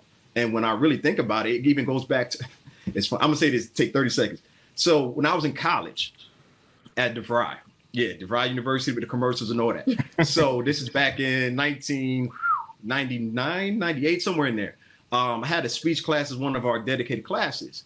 And they said, talk about what you want, do what you want to talk about. So, I'm big into health, and I wanted people to start paying attention to the negative things that were in soda. So for my presentation, what I did was I broke down what's in a can of Coca-Cola. Hopefully we got Coca-Cola employees on here. But anyway, I showed them how much sugar, by pouring out how much sugar goes into a Coca-Cola, how much corn syrup, and then I showed them the value of drinking water. And I had images of the water boy, because my PowerPoint skills are horrible, but I had images and clips of the water boy in the background. And I really enjoyed that, but it wasn't until later I was like, hey, this is kind of what you're supposed to be doing. They gave me a little award, like best speech, informative speech, and all of that. So it's just funny how we look past certain signs that may really hit us to what we're supposed to be doing and where our path should be. And if we're not aware, and I damn sure wasn't aware at 19, 20 years old about it, about what we should be doing. Yeah. That's amazing. And it is that it just takes those certain events that creates that awareness, right? You don't know what you don't know, and it takes sometimes someone introducing you to something that you don't know, sometimes I've given, some of the podcasts that I've been on, and people ask, well, how did you learn some of the things that you know? And what did you go to school for? I'm not an Ivy League, I don't have an Ivy League pedigree as far as schooling goes. Do y'all know that Jabril has a mixtape out that he used to own a cell phone store? He used to be in politics. Jabril has a resume as long as my receipt list when I go food shopping for my kids. I didn't graduate college. I went to college like 4 times. If you look at my LinkedIn, I list every time I put 99, 2001 to 2004. Then went back in 2005, 8, 7, 9, whatever. So, but the thing is that people ask me, and I say, it's interesting. The other gentleman had, Alan had God and gigs, and I attribute it to God and Google, right? As far as being able to go out there and research. Right. If you don't know what you don't know until you come across that event that teaches you. Now you know, right? And so that's the thing, and it's actively searching for that. Sometimes you have to just continuously search for the answers that you don't have, the search for the answers to those questions, right? And but sometimes you may not even know what those questions are. So it's crazy, but it's just constantly looking for knowledge and building yourself up around what your profession is and what your goals in life are, right? So I mean, that is definitely important. And as young people, sometimes we just don't know. We have to grow into that understanding. Right. Indeed. Yeah. Indeed. I agree 100%. That's part of the that's a key part of identity, and understanding who we are and what we're supposed to be doing. So yeah, I agree 100%. But I got one other question for you, Jabril. Where's the mixtape link at? That's what I want to know. He put it in the vault. No one can find it. Like, there are no more prints. There's no copies available. Nothing. So on Twitter, I started posting, and on LinkedIn, I started putting out facts about me, fun facts about me. So I think the first one was, if you go on LinkedIn and if you go on Twitter, I posted it a couple days ago. It has that first album cover that I created. It was called From the Glock to the Block, because I was in Northwest Florida, Pensacola. So Florida, we call it the gunshine state to a certain extent, right? Shaped like a gun. So I'm like, oh, okay, we in the Glock. I mean, we're in the barrel of the Glock, right? So, so I see how you did that. I see it. I got a little wordplay there, a little bit. So actually, I talk about that like towards that little DJ drama-esque intro that I do, because I wasn't really mixing, but it was more so hosting the mixtape, right? So you had to bring that up. But I'm not ashamed of it. No, and the reason why I want everybody to see that, all of us, and all three of us, just take all three of us on the screen. We didn't know 10 years ago that we would be here. And I'm just being honest when I say this. True. You know what I mean? When I met Konata, I was still at SunTrust, freshly divorced. I mean, it was a whole lot going on. Little do I know that we would be impacting communities or impacting the nation, because that's really pretty much what it's become. And even for you, even though, Jabril, we make fun of what you did, it still laid the foundation for who you are today. It did. But then it also means that if someone says, hey, I want to come, I need to produce a mixtape, but I don't know how to do it, you have the skills to do it. Like, dude was selling masks, okay? He was selling masks. And I'm like, what just happened? Like, I thought I had so many Jamaican jobs in me. No, Jabril has beat me by like 10 right now. So it's just really one of those things of really finding what you love and making it fun for you, making it for what it is, but still knowing that your beginnings is not going to be your ending, but your beginnings have a place for the foundation of where you're heading. And sometimes, like you said, it may not make sense to us. We're like, why are we doing this? And we may feel inadequate because we're not up here, but really it's that stepping stone for us to get to that next level. Right. Yeah, and I agree with that. I would recommend, if you are going to do different things, I understand Jabril, like he saw an opportunity, he said, I'm going to do these masks, but it's still in his wheelhouse. It's still a part of his core. So that's what I would recommend everybody doing. If you're going to have different hustles, make sure it's a part of who you are. That way you have a passion for it, and it's still a part of your purpose. Make sure it's under your umbrella of things, because everything that I do, it's still under my umbrella of where my talents are, and where my strengths are. I don't do anything else. I don't do copywriting. You know what I mean? Because that's not my wheelhouse. So I outsource that. I outsource my outsourcing. So, which is interesting. One of the things that we want to continue to do with building the building the ecosystem around inclusion with the FlexCon, FlexWork TV, with all of these different avenues, though, is the basic thing that we are doing with inclusion is connecting companies with talent, right? And it is outsourcing. It's getting companies to understand that they may not have the ability to bring on someone full time to work on a specific task, but find this, reach out to a group, a ecosystem, a marketplace of diverse talent that's out there to be able to, like you said, bring on, outsource it, right? Outsource the things that you can't do to make your core operations better as a business. Right. So that's the thing that any of these freelancing platforms that are out there, they're pushing. They want clients to come in and outsource those smaller tasks, right? But we want to be able to do it in a unique way that connects also companies with diverse talent, with talent that can understand their problem, culturally that can connect with their issue, with their task as well. I've talked to certain people, many people, that say, hey, I have this specific writing project, a web development research project that I'm working on. And, I need a certain perspective from that, right? And so that's important. I just wanted to plug that, just to plug in what we're doing with the inclusion. But it is outsourcing what you can do, what you need done to the best people, right? Even on that granular level. So. Indeed, definitely. So Konata, tell everyone where they can reach you. Oh, yeah, definitely. Like you said about the assessments, if you want to schedule a session with me to speak further, you can find all of that on the website, www.kj. Why do I say www? Everybody knows. I get mad when other people do it, and I just did it. That's your age, showing your age. Oh, my gosh. At least I didn't say HTTP. But it's kjnlegacy.com. Instagram, it is kjnlegacy as well. On Twitter, it's my first name, Konata, Konata_J. That's the best ways to reach out to me. We can further build from there. Well, does anyone else have any questions? I don't see anyone else. So Konata is going to jump over to the sessions room if you want to speak with him face to face. And you can also chat in there. We are going to jump on into some more networking. So I have been having fun with that. And definitely, Konata, thank you for being part of this. Yeah, because this was just like a great conversation. Alan was a great conversation. I'm ready for Tangie.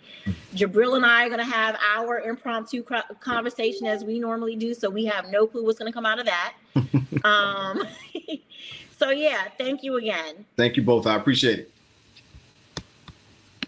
Jabril. Yeah, look, we are going into networking. We are going into networking. I'm going to bring Sam back in to do a little bit more DJing here, to play a few more spins. And then from there, we're going to bring in Tangie. Yes. And that's she's going to be our last speaker for the evening. And it's going to be great. Save the best for last, right? So. Yeah, so everyone jump into networking. We'll see you over there. And if you want to jump into the session with Konata, go jump into the session, and we'll see you soon. All right, we'll be back soon. All righty, if you all have been watching this so far, of course, if you're watching this on social media, if you've seen just a black screen, it's because we are actually in the conference right now, right? Within Hoppin', and we've been networking. Yeah, so, I've been networking with a couple of people. It's been pretty good. Watching this so far, of course. Today has been so much fun. That's all I can say. So much fun. To get that fixed. That right. Yeah, so at this point right now, we're going to get ready to bring on Tangie Brown pretty soon, and just finish things up here, wrap the rest of the conference up. We had some technical difficulties with the DJ. Right now, people are still in sessions as well, and they're networking as well through the platform. If you have been watching this on social media, then one of the reasons, if you've asked any questions, unfortunately, we haven't been able to see those questions because you have to be in the conference to ask those questions. So definitely for future conferences, please go to FlexCon, FLEX-CON, flexcon.co, and you'll be able to sign up for the free conference and get a free ticket and actually be in the conference and interact with all the rest of the attendees and participants as well. Yes. So what have you learned so far? Well, look, I've learned that in this age right now, in regards to just being an entrepreneur, being a freelancer, and so look, I've been using that word, and I think a lot of the premise around freelancing, we've been using the word entrepreneur as well, right. And in my mind, really, it's interchangeable. It really is, because if you're a freelancer and you're out there hustling and bustling on either a platform like an Inclusion or one of these other freelance platforms out there, you're doing the exact same thing anyone who would call themselves an entrepreneur would do. You're doing the exact same thing. You're marketing yourself. You have a talent. You're marketing yourself. You're doing business development. You're actually providing the service for that talent as well. You're doing all of that. Right. What I'm excited about is the fact that so everyone that's watching, Jabril and I have been having these very great conversations of what we can bring more to the community. And because we see that being a freelancer is also the same thing as running your own business, as Jabril said, being an entrepreneur, we want to equip you with the tools and resources that you need. So we're actually putting together curriculum that we are going to begin teaching. And the first thing that we're going to do is be more intentional with communicating with you guys. I mean, I'm pretty sure that you see our messages on a regular basis. But starting in June in the community, we will be having a live connection call every Wednesday. And the whole intention behind that is for us to see each other, to communicate with each other. We're going to celebrate each other. So be on the lookout for that, and definitely be on the lookout for the other courses that we're going to be rolling out, because we want to be able to equip you.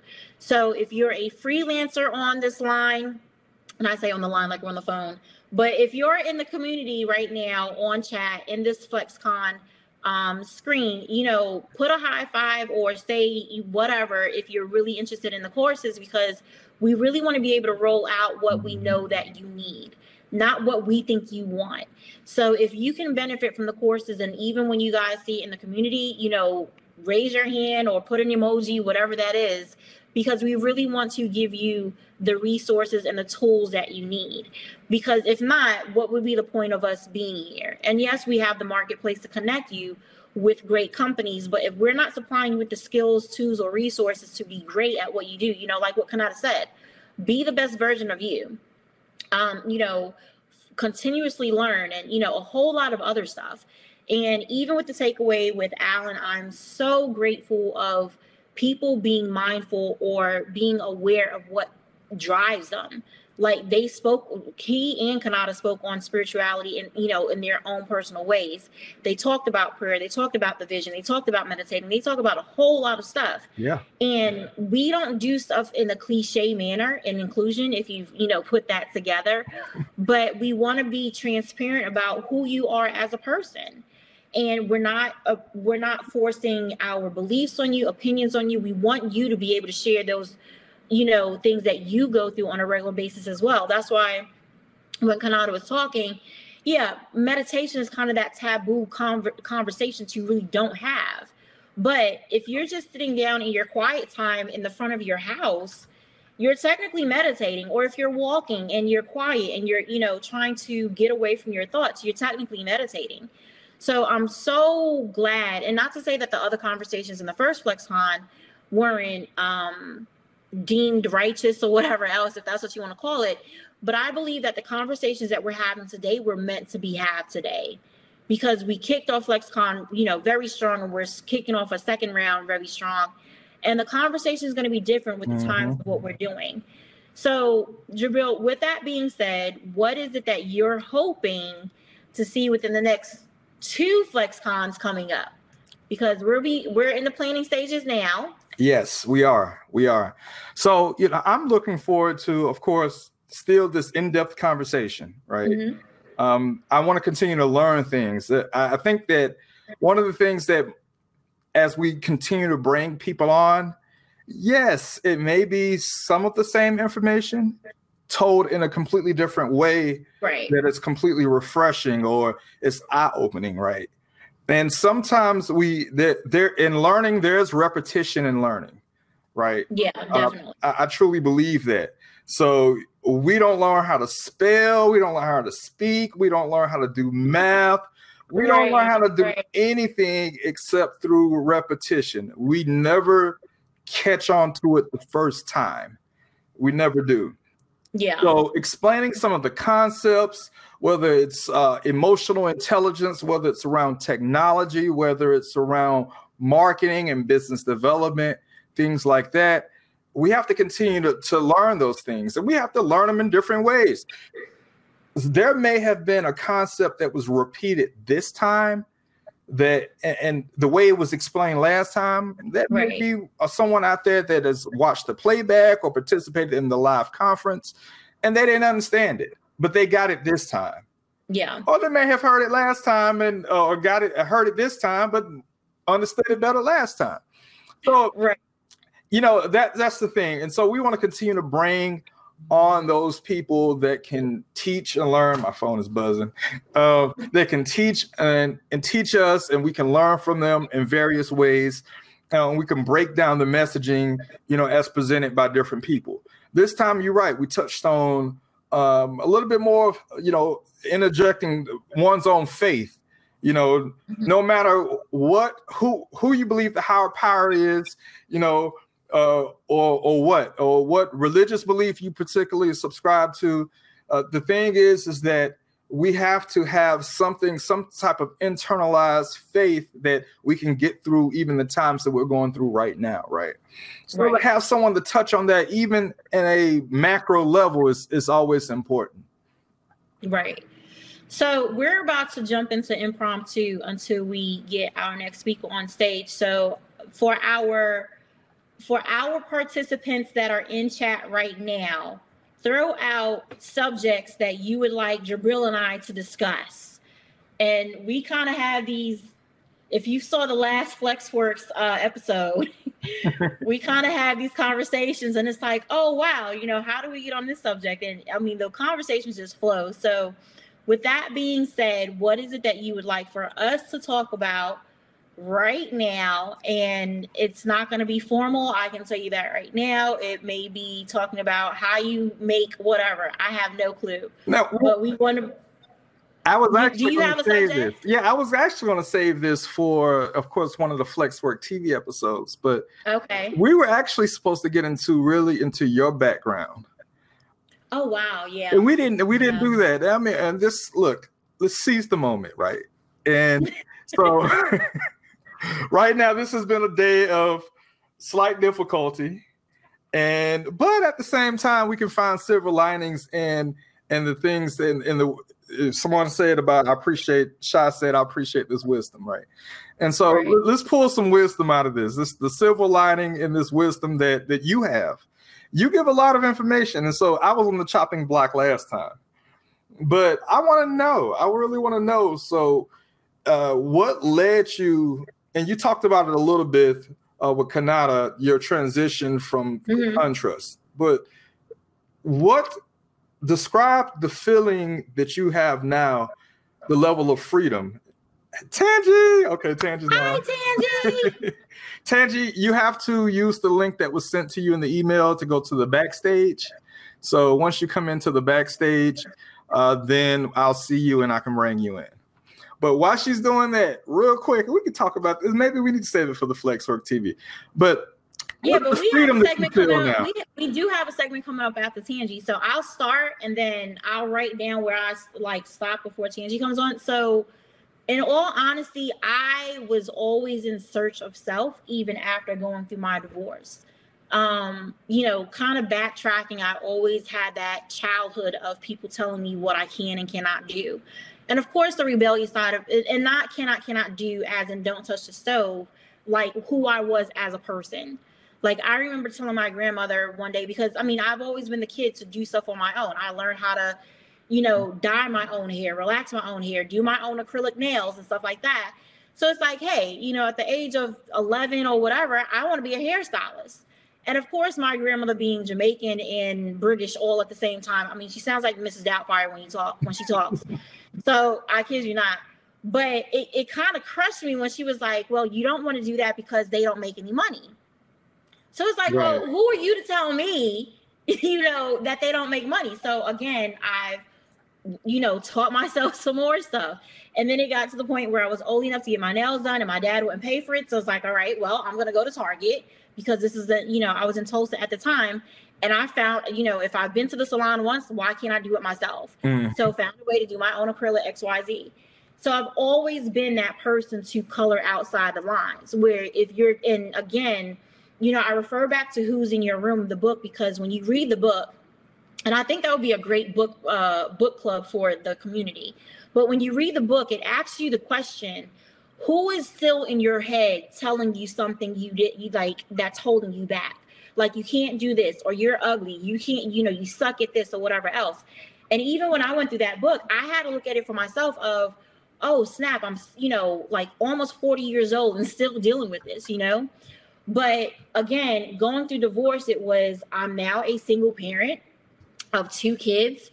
I was working at SunTrust. You know, I moved here to Atlanta from Rochester, think it'll save my marriage.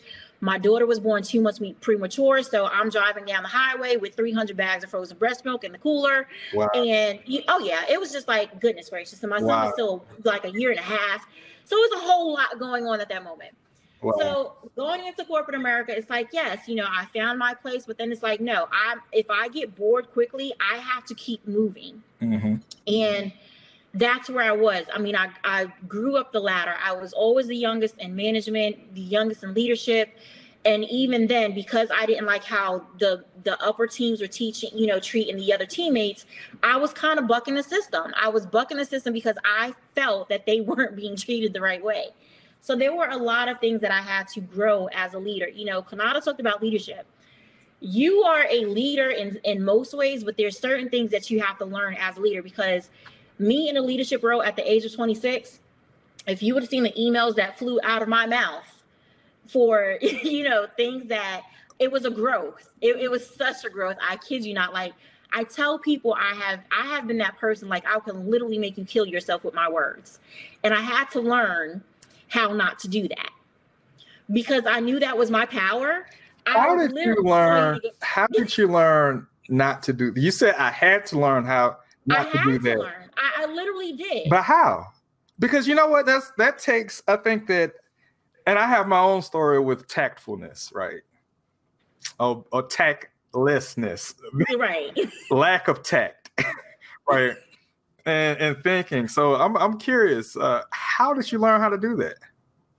It was reading books. It was really me stepping back and saying, because it was, again, reaching back down to say, why did I feel that I needed to use that power? And again, it stemmed back to me being a child, that I wanted to voice certain things, but I couldn't, you know, dealing with my dad, my mom, and my grandmother.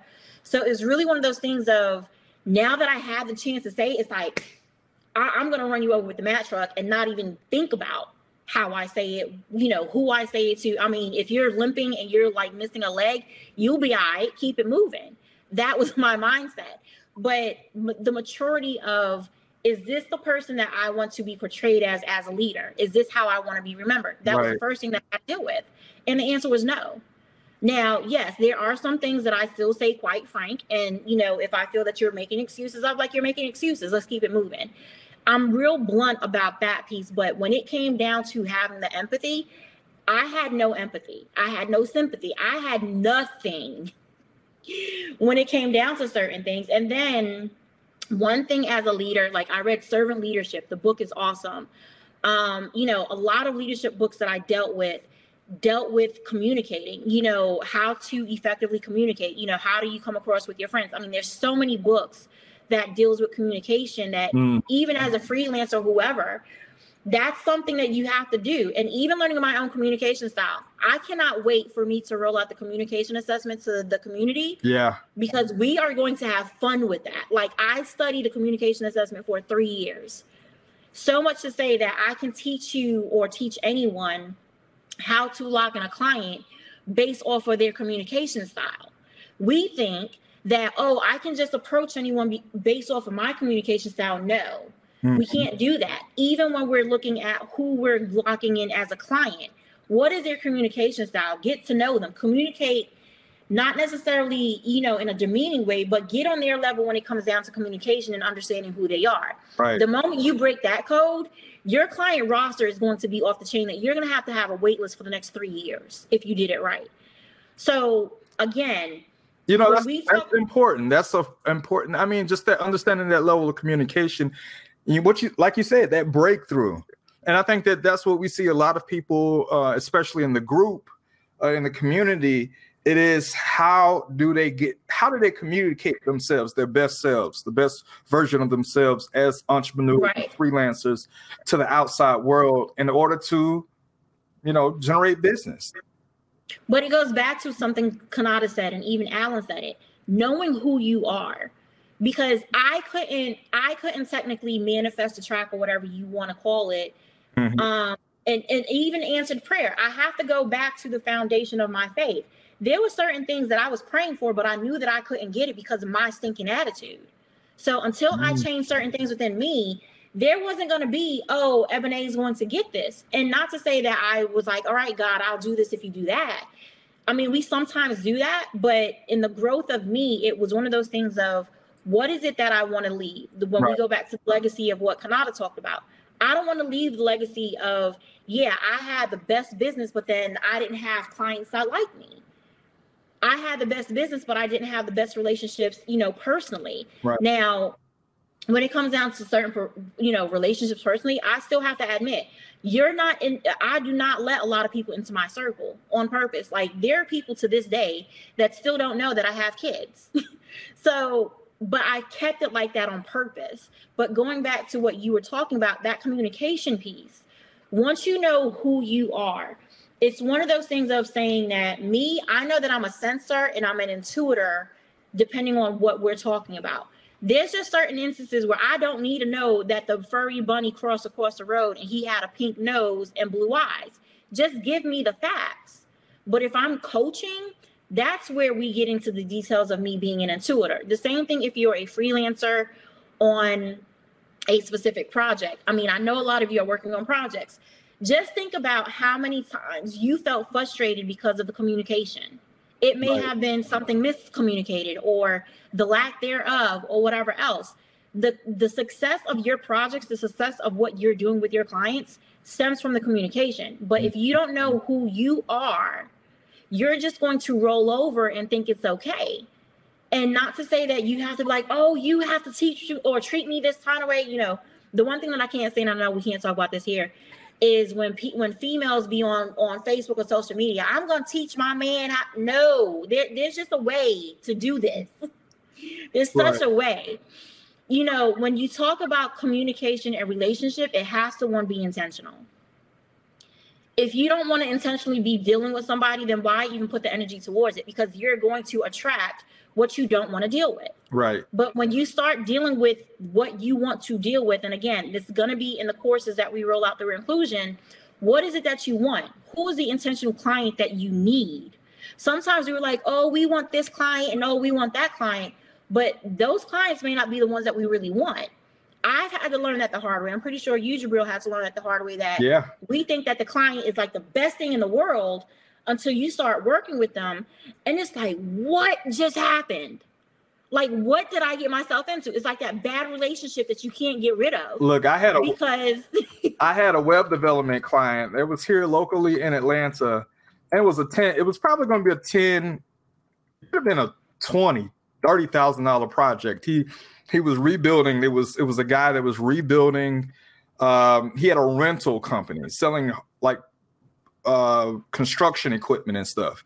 He was rebuilding his point of sale software, and literally I met with him, and some of the things that I needed to be able to provide excellent service for him, some of the things that I required from him, he wasn't willing to do that. And I told him, and I said, hey, I'm sorry, but I'm going to have to drop you as a client. I can't engage with you because I have to protect my self-interest as well in the process of being able to provide a service for him. Right.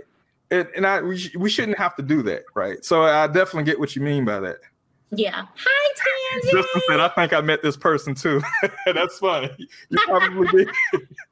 If he's in Kennesaw, then you met him then. Right. So we're gonna pick up with Tangie again. If you want Jabril and I to keep talking about certain stuff, because we will pick it back up after Tangie. I'm very excited to listen to what she has to say, because when I saw her title, I was like, yes.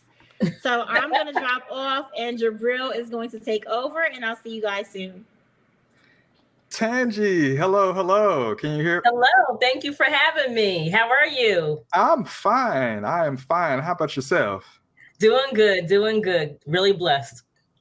Well, look, it's great having you on. You know, you are a human resources advisor. I'm looking at your LinkedIn here. You're a business partner in strategic human resources as well. You do talent development. But today, though, we're talking about freelancing, right? Yes. And the importance of resume writing, job coaching, those LinkedIn tips. So part of our community is, of course, we have freelancers. We have these, but we also talk about remote workers, right? Remote professionals. And one of the things that we have to realize is that not everyone is out here just trying to get it on their own as gigs. They are looking to work remotely and still work for another company. But then there's a lot of freelancers as well. People are getting into freelancing. They think that, it's hard work. It's very hard. It's very hard work. And they realize, okay, you know what? I need to kind of transition back over and find a job again, find a regular job, right? But in this time of COVID, I want you to really talk about that and expand on that. So welcome. I appreciate you coming on. I know we've had some technical difficulties through the day, but we're on the final stretch, and I appreciate you being on. Oh, thank you. No problem. I'm here. So what I'll first like to say is you said a mouthful. The word entrepreneurship is, it means different things to different people. Personally, I come from a family where that word is kind of taboo. It kind of means you're just winging it. You don't know when your next paycheck is coming and you're just waiting for you to crawl back into corporate America or, whatever government safe job you might have had. For me personally, my journey has been similar to yours. I've had a lot of jobs. I've had a lot of careers. I actually started out in media and marketing and communications. Okay. So, I wanted to do advertising and create those commercials that are out there on TV. And then I decided that wasn't going to be for me. Like, I just decided I didn't want to do that. I had the creative gene, but for some reason, the business aspect of it just kind of stood out to me. I like the hustle of business development and, I like helping people. So I went into real estate and I started selling homes and doing property management. And, when you're doing real estate, you're definitely hustling. So you are a complete 1099 entrepreneurial employee of yourself. Right. So just like many, I went right back to corporate because it wasn't enough. I wasn't selling enough. It was, I had to be honest with myself that even on my best day, I wasn't making the money that I wanted to make. So I went back into corporate and I, trained and got some certifications and got my leg in the door for human resources. And the one thing that I put together by all the careers and all the jobs that I've had is that the common thread was that I like to talk to people and I like to help people on their journey. So that's why I felt human resources was for me. Once I got into human resources and found out exactly what it was, and realized that it's not a respected position by CEOs and, those at the top. They kind of put, human resource people into middle management, and we're not so much as creating the money, but we're more taking it. So we're more just the overhead. Recently, and with COVID, we have now become strategic partners. We're getting people back to work. The respect is there. They're leaning on us for everything, and we are frontline responders, if you want to call it. And it's sad that it has taken a worldwide event to be able to bring respect, a certain level of respect to your profession. Yes, it has. But on the entrepreneurship level, I am from corporate, but I have my own business, which is MBD Consulting. And, I believe you have to have an exit strategy. So you can be in corporate as long as you want, but as long as you have a plan to get out, to be an entrepreneur, you take baby steps. You may be working at 9 to 5, but then from 6 to 8, you might be, planning your business for the next move. Right. You might be stacking a certain amount of money to the side and finding out what you're going to need to create your business plan. You might meet with someone on the weekends, just take that extra time off and kind of strategize for, your own business. It really depends on how much dedication you want to put in it. And I believe when you're making that jump from corporate to entrepreneurship, it's very important that you put in as many hours in your own business as you do for somebody else's. Mm-hmm. Yeah, you're definitely right about that. So, what are your tips then? The definitely keep to the subject here in regards to being able to present your best self. Especially on LinkedIn, leveraging LinkedIn, and just diving right into it and give us some of those tips there. Sure. So the most important tip, I believe, is become your best self. You need to be presentable. This is a very competitive market right now. There were, 4.2 million unemployment claims filed in the month of April alone, and it's still rising. So it doesn't matter where you go and what you're doing. Every industry has been hit somehow by this pandemic. And I believe the most important thing you can do is prepare yourself. So if you are going to do an interview, which we know we're using technology these days, so whether it's Zoom, Ring Central, Skype, whatever else is out there, you need to practice.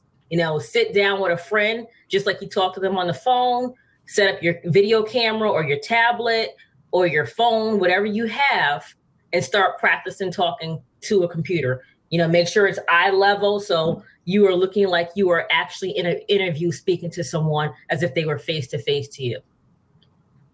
Yeah, that's important. That's definitely important. More so than anything, just being able to have that composure and not making yourself, seem nervous, right, in the process. I mean, just being down to earth, being comfortable in the situation, especially. You're talking to, even though you're going through this normal interview process, you're going through this process with someone that could potentially determine whether you have a job or not. Right. But still being comfortable, showing that you can be relatable, right? And it's sometimes it's hard to take the edge off in those instances, right? Don't go in there. Go in there completely sober now. Right. And that leads me to my next tip. Research and be prepared. Research the company, research the person you're going to interview with. LinkedIn is a great tool. You can research the person who you're going to speak with, get the name ahead of time, and just kind of know what they've done in the past. Maybe you can kind of relate to them somehow. Look at what the organization is doing for their future, how you can make an impact. Glassdoor, Fairy God Boss, all these are resources that you can use out there on the internet to look up the organization and find out if you really want to work there or not. So technology is our friend, leverage it. Speaking of technology, I mean, considering the fact that now more than ever, we're probably going to be leveraging some type of remote technology, to work. Do you think coming into even the interview, knowing the different technologies that may be used within that company would be an asset as part of the interview process, being familiar with that. I mean, how do you think that that's changing now? You know, that dynamic is changing behind that, leveraging these different technologies. Do you think that that's something that's an important part of the interview process as far as that person knowing that now? I do. We're going into what they call the next revolution, which is the AI revolution. So everything is done by virtual chatbots, ATS systems. There's an answer for everything. So if you type it in, there's going to be a response that's already automatically generated. Very rarely will you get a person until you get past that. So once you are able to connect with someone, it's very important to showcase your skills. You know, that brings me to my next point, my next tip. Tell your story. You know, who are you? What have you done in the past? What accomplishments do you have? A lot of companies want to see numbers. They want to see how you impacted the bottom line, because revenue is the one thing that drives organizations, unless you're a nonprofit. And even some nonprofits, you know, go off of revenue numbers. So tell your story. Who are you? You know, what did you do? You know, basically, why should you be in this role? And a lot of organizations use what they call the STAR method, which stands for situation, task, action, and result. And what they do is they ask you behavioral-based questions, and they would say, what would you do in this situation? And you have to respond in that STAR method. Right. Now, let me ask you this, because we're talking to a lot of people that have probably been hustling and bustling on their own for quite some time. And as freelancers, what advice would you give them in regards to, you know, you could easily state maybe metrics and numbers if you've worked for a previous company, but maybe there is a 10-year gap where you freelanced for a certain amount of time. What do you want to highlight in particular to that type of work compared to maybe if you've only freelanced maybe for 6 months and, you know, you can relate back to a immediate or more recent corporate experience? What advice would you give someone in regards to that? Talk about the projects you've done. Talk about the name drop. In this economy, name drop if you can. Get a reference from the previous person you work for. It could be a simple email. It could be a LinkedIn recommendation. It could be a paper, good old paper, scan it in. But get some kind of clarification of what you did, what your role was, and how you impacted it. If you had a project that lasted 6 weeks or 90 days, just make sure that you have some type of proof, receipts, as we say, that you had impacted that organization, because you might get called back. You know, you might basically want to, you know, maybe it's a different person in that role and you worked there before and they want you back. But if they want to transition back into corporate from a freelance role, you still have to prove what you've done in that 10-year gap as a freelancer and how you've been supporting yourself. Yeah. Gary Estwick said he loves this tip. And, you know, he's gotten his best jobs by walking into an interview and transforming into a conversation and transforming it into a conversation because he knew so much about the hiring manager and supervisor. So I think this was related to the last tip. You know, his last job, he knew that I knew the high school football jersey number of the CEO, and that sealed it right there. Yes. So really doing that research, right? Sometimes relatability is what gets us in. I can just, from personal experience, there was a role that I had in my early career that I was in the top 3 for. And I didn't get the role, but I was in the top 3 for it. And the person who got the role happened to play golf with the CEO's brother-in-law. So it really just depends on who you know in that realm and how relatable you are. People hire, and we talked about this before. I think Konata might have talked about it, but your representative, they hire who they see you representing, your brand. Who are you representing when you walk in there? You know, so if you want to be corporate, unfortunately, sometimes we still have to be, you know, play a role. Right. As an entrepreneur, you still are playing a role. You are your own brand. So they're not just buying a product, they're buying you. And if they don't particularly care about you, they're not going to buy your product. Now, because our ecosystem that we've been building up around inclusion, we talk about diverse freelancers, diverse talent, diverse professionals, and so forth. I mean, that relatability, though, how do we succeed when that relatability sometimes turns into bias?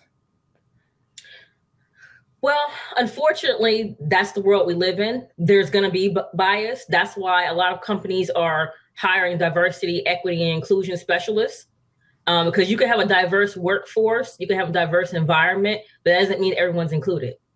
It really takes a strong C-suite to basically look at their statistics, look at their culture, and look at themselves and find out if there's if they're committing those biases. So if I was interviewing someone and like he said, he knew the coach's high school jersey, that's a bias right there. I'm hiring you based on the fact that, we both like football. So that, he may get the job over someone else who may have the same exact credentials as him, but because we both have the same thing in common, that's committing a bias. I would say that, sometimes that bias isn't necessarily tied to, skin color or ethnicity, but it is tied to how much the next person or that particular person knows about you as far as information and the way they can communicate the information, right? And it does come down to research. I'll say, on a personal note, I haven't, I've been an entrepreneur for many years, 2001, and I had recently worked in IT, working for a company, and this was like my first job since 2001, and I was doing this. I've been doing this since 2017, and there was a position. There's been a few positions that I've kind of opened up for me to do consulting with, and I've looked at those LinkedIn's, I've done their research, I've sent those messages. So you have to find those alternative ways also to get in touch and to get noticed, not just through a job board, right? Which is kind of shooting myself in the foot because I'm creating a job board, but it is, you have to continue to that. We don't want to, we're building all these functionality and tools within inclusion, but we want you to grow outside of inclusion as well, right? Right. The whole point of this is we want to see our community win, right? No matter what. So even if we're giving away extra information, we have to do that. Justin says, invest in yourself. He also says, if you don't invest in yourself, why should others? Gary came back and said, if you got the interview, you've already qualified for the job. The interview is to figure out if they like you as a person and want to be around you 40 hours a week, which of course is an interesting dynamic now because we don't know how much we're going to be around each other as far as 40 hours a week now in a physical space anymore. Right. And then Justin also says humans are always seeking money, sex, creed, and greed. That's a good one. The creed is super important in this conversation. So, and then Eb says truth. We have to remember to ask ourselves as well if we can deal with that company also. And that's true. Understanding the culture of the company as well. So speaking of that, and you probably have tips lined out, so I don't want to sidetrack you much. And this may relate to one of your other tips, but just talk about, as someone is re-entering into the workforce, or maybe they've already been disenfranchised from another job, fired from another job, furloughed, and they're looking for new work. What are your tips for understanding and analyzing a company's culture? Well, first you have to look at yourself. What are your beliefs? What are your cultural beliefs? You're not going to necessarily join a company that, let's just say that they desecrate the environment. If you are environmentalist, you're not going to join a company like that. Mm-hmm. You might want to look for a company that has social responsibility, like they do coat drives and food giveaways and things like that. That makes something that's of interest to you. But you have to actually look at yourself first. What are your values? What is important to you? You might be faith-based. You might just be very family-orientated. you might be flexible and want to work in your side hustle into a full-time entrepreneurship journey. And you might not want a place to work that's so stringent that requires you to sit next to a phone for 9 to 5 hours a day, something like that. So you have to look at yourself first. And in this environment, in this economy, there actually are options. Companies are hiring, and now they see that work can be done from home, because that was a big excuse before.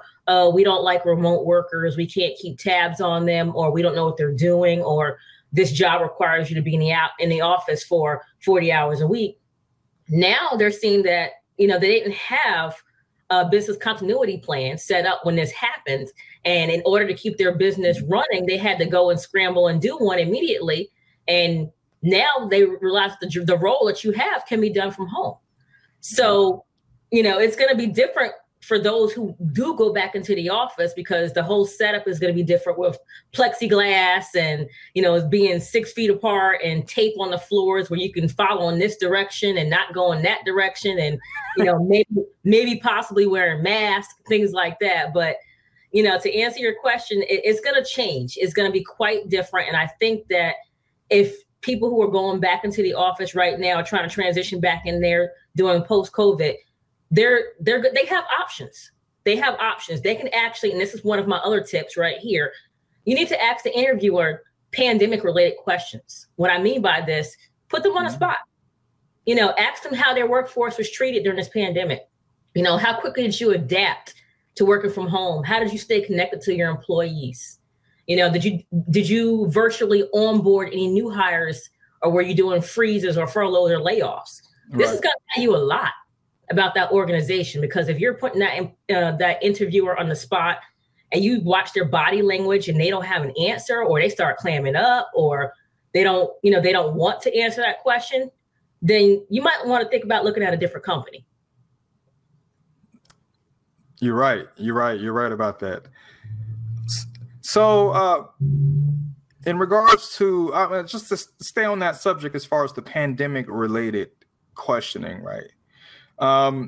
Or even the culture that's created around that. I would imagine the plexiglass, the new rules, the pathways that you have to walk with the arrows. You instantly made me think about Walmart, because everybody's still going down the wrong road. Everyone's still acting like it's normal, right?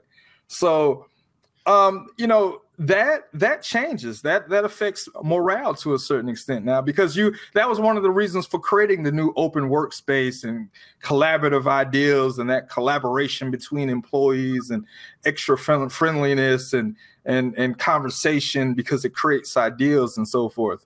How much do you think that that's going to be like a turnoff to people now, right? How do you anticipate that change in the way the physical workplace is going to look? How do you think that that's going to affect employees as they come and want to onboard and join that company?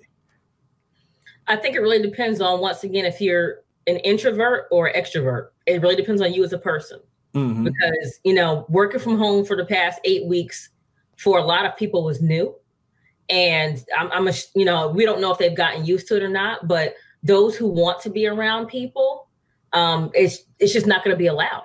Right now, there's a company who I'm not going to name, but they have created a time clock check-in. So when you get ready to swipe in the morning, it takes your temperature. It does it all by voice command. It takes your temperature, and if you are over a certain amount, you get sent home. But if it's fine, then, you walk in and your employee ID number is basically Big Brother watching you. They make sure that you're not around the water cooler. There's cameras, there's sensors, and it's all connected back to this one device. Wow. So a lot of companies are just finding ways to maintain their distance. Conference rooms are going to be set up differently these days. If they're even allowing people in the same conference room, you're going to be 6 feet apart. More than likely, you probably will be doing, virtual Brady Bunch, conferences like we've been doing via Zoom right now. So yeah. I think, those who have to be in the office, you probably will be required to wear a mask, and you'll probably have to be required to stay in your distance. The good part is you don't have to worry about Susan coming knocking on your door uninterrupted, telling jokes. Press the buzzer. You got to press the buzzer. It's probably a little what's the pulse oximeter or whatever on the little doorbell. You got to press that, and then I get that. That's going to be a shell shock to many people. I mean, because a lot of people haven't transitioned back yet, right? Konata says, "Wow." Shy, she says, "Excellent perspective." Charlotte is like, "That's a good thing." Checking your temperature and checking your oxygen level instantly, right? So as we transition back and we're looking for that work, we're looking for jobs and so forth. The tools, the people we're leveraging in regards to, because we talk about doing that independent research on people, but getting that first step through the door. What are your suggestions around job boards versus utilizing recruiters now? Are we in a situation right now where because before it was full employment, right? So employers needed us more than we needed them. Right. So just give me a little bit of perspective around that now. Can we leverage recruiters right now? Is it worth putting a job application in directly through a job board and waiting for a response? What should we be doing? Well, first I want to say that, like I said, organizations are still hiring because some of their employees don't want to get off unemployment to come back to work because they're getting paid more money on unemployment than they would be getting paid as their regular. I just had that conversation with my son. My son is making way more money than he was making. All right, go ahead. I'm sorry. So I'm just saying. So, it's not that, we need them more than they need us. It's still 50-50 because if you don't have anyone to work, then you still can't, produce. Right. It's the same thing with entrepreneurship.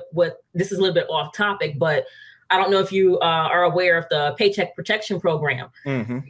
Some people are getting in a little bind with that because they've gotten the money, but now their employees won't come back to work. So they have no one to pay. So it's no longer forgiven. It's a loan now and you have to pay it back. Right. So it's the same thing with. So can they hire someone and still use that money for hiring? Yeah, they can, but it depends on the industry. It depends on how quickly you could get someone in there in that spot. Because if you have a person who's also, a furloughed worker, you have to now bring them back and then pay them with that salary. So it's a lot of red tape. But to go back to your point, yes, you can leverage recruiters because it really is still who you know. And it's easier to talk to a person who may have an inside connection to that company than to just go through a job board and, apply for a job that 200 people are applying for. Now, I will say that job boards these days, they go off of keywords and different searches. So if you are in the top, like LinkedIn, they tell you if you're in the top 10 or the top 5 candidates. Yep. And there's usually a person who's actually on the other end who will look at your resume. But if you're just going through, some other job boards or you don't have a clue about the organization, a recruiter may be the best way to go. And what I will tell you is a little hint right here. Go old school. Call the company, whoever the receptionist is, the switchboard, that's dating a little bit, but whoever the receptionist is or the switchboard, they're the gatekeeper. You can just call and be like, I left a message for the VP of XYZ and they didn't get back. What is their voicemail? And then just call. You can Google who the CEO of XYZ Corporation is. Most of the time their email is out there. So these are just a couple of little tricks that you can do if you have pinpointed a company that you want to work for, and this is the route you want to go. But it's always great to get a person. So if you want to work with a recruiter, work with a recruiter. But what I will give you a caveat on is that there are a lot of recruiters who were laid off from agencies who are now, trying to do it themselves. And not every recruiter is a good recruiter. So choose wisely, choose someone that may be a connection at the company you want to work for. That's interesting. I didn't think about the fact that the recruiters are also laid off. And so they're freelancing now as well. Yes. Interesting. Aaron says, yeah, my wife is making more on unemployment. And that was one of the unintended side effects that, we had to kickstart this economy. And the goal is that if that's the case, hopefully then she's spending just as much with businesses and so forth. And hopefully not Amazon. It's so easy to order stuff off of Amazon, and I'm in the wrong for that as well. But hopefully, we're spending a lot of this money with small businesses, to help revitalize the economy, of course. But that is, I never thought about that. Just to go back to the unemployment thing, I didn't think about the fact that there are so many people, and I guess that's the argument, and depending on which side of the political aisle you're on, that a lot of people are going to stay on what is it for 26 weeks? What is it? Yeah, it's 6.5 months. 6.5 months.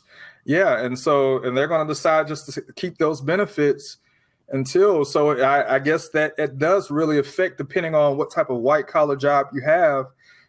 It's going to affect whether or not they need more people or not. So for a community like ours, we're trying to build people up in multiple ways, whether it's freelancers or as remote professionals.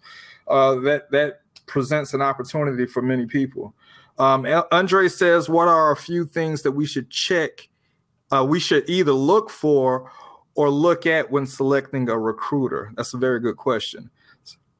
So you talked about the company, looking at what company that you're looking for. So that's because there's it may have an internal recruiter, right? Correct. But, what other suggestions do you have?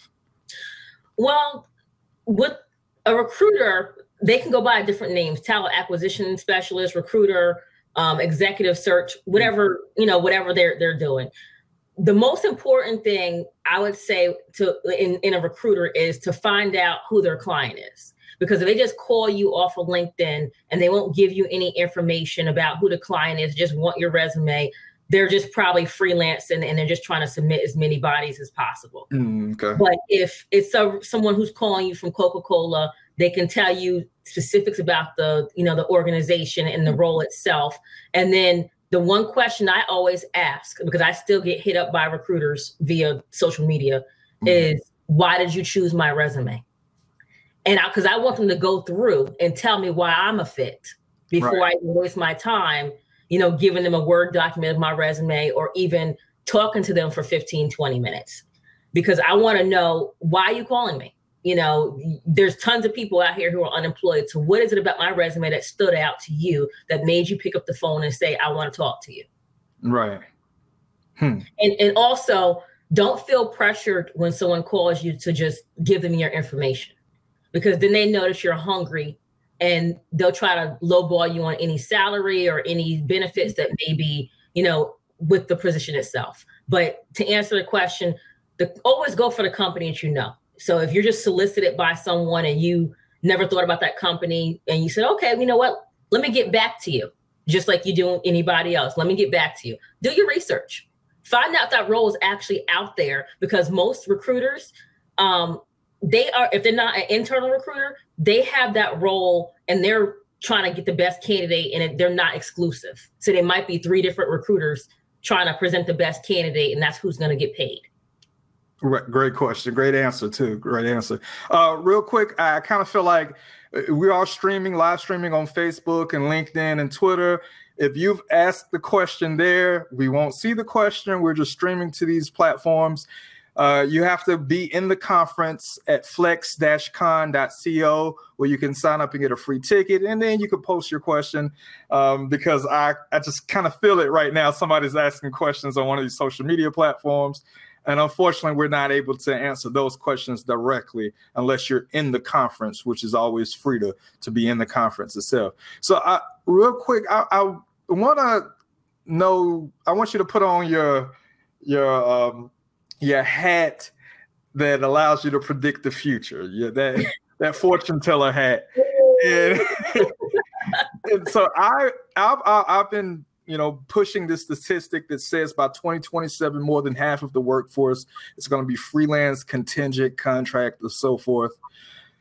Do you see that trend accelerating? What do you see that it's going to be now out in the future, 2-3 years even from now, in regards to the workforce? Are we still full-time workers?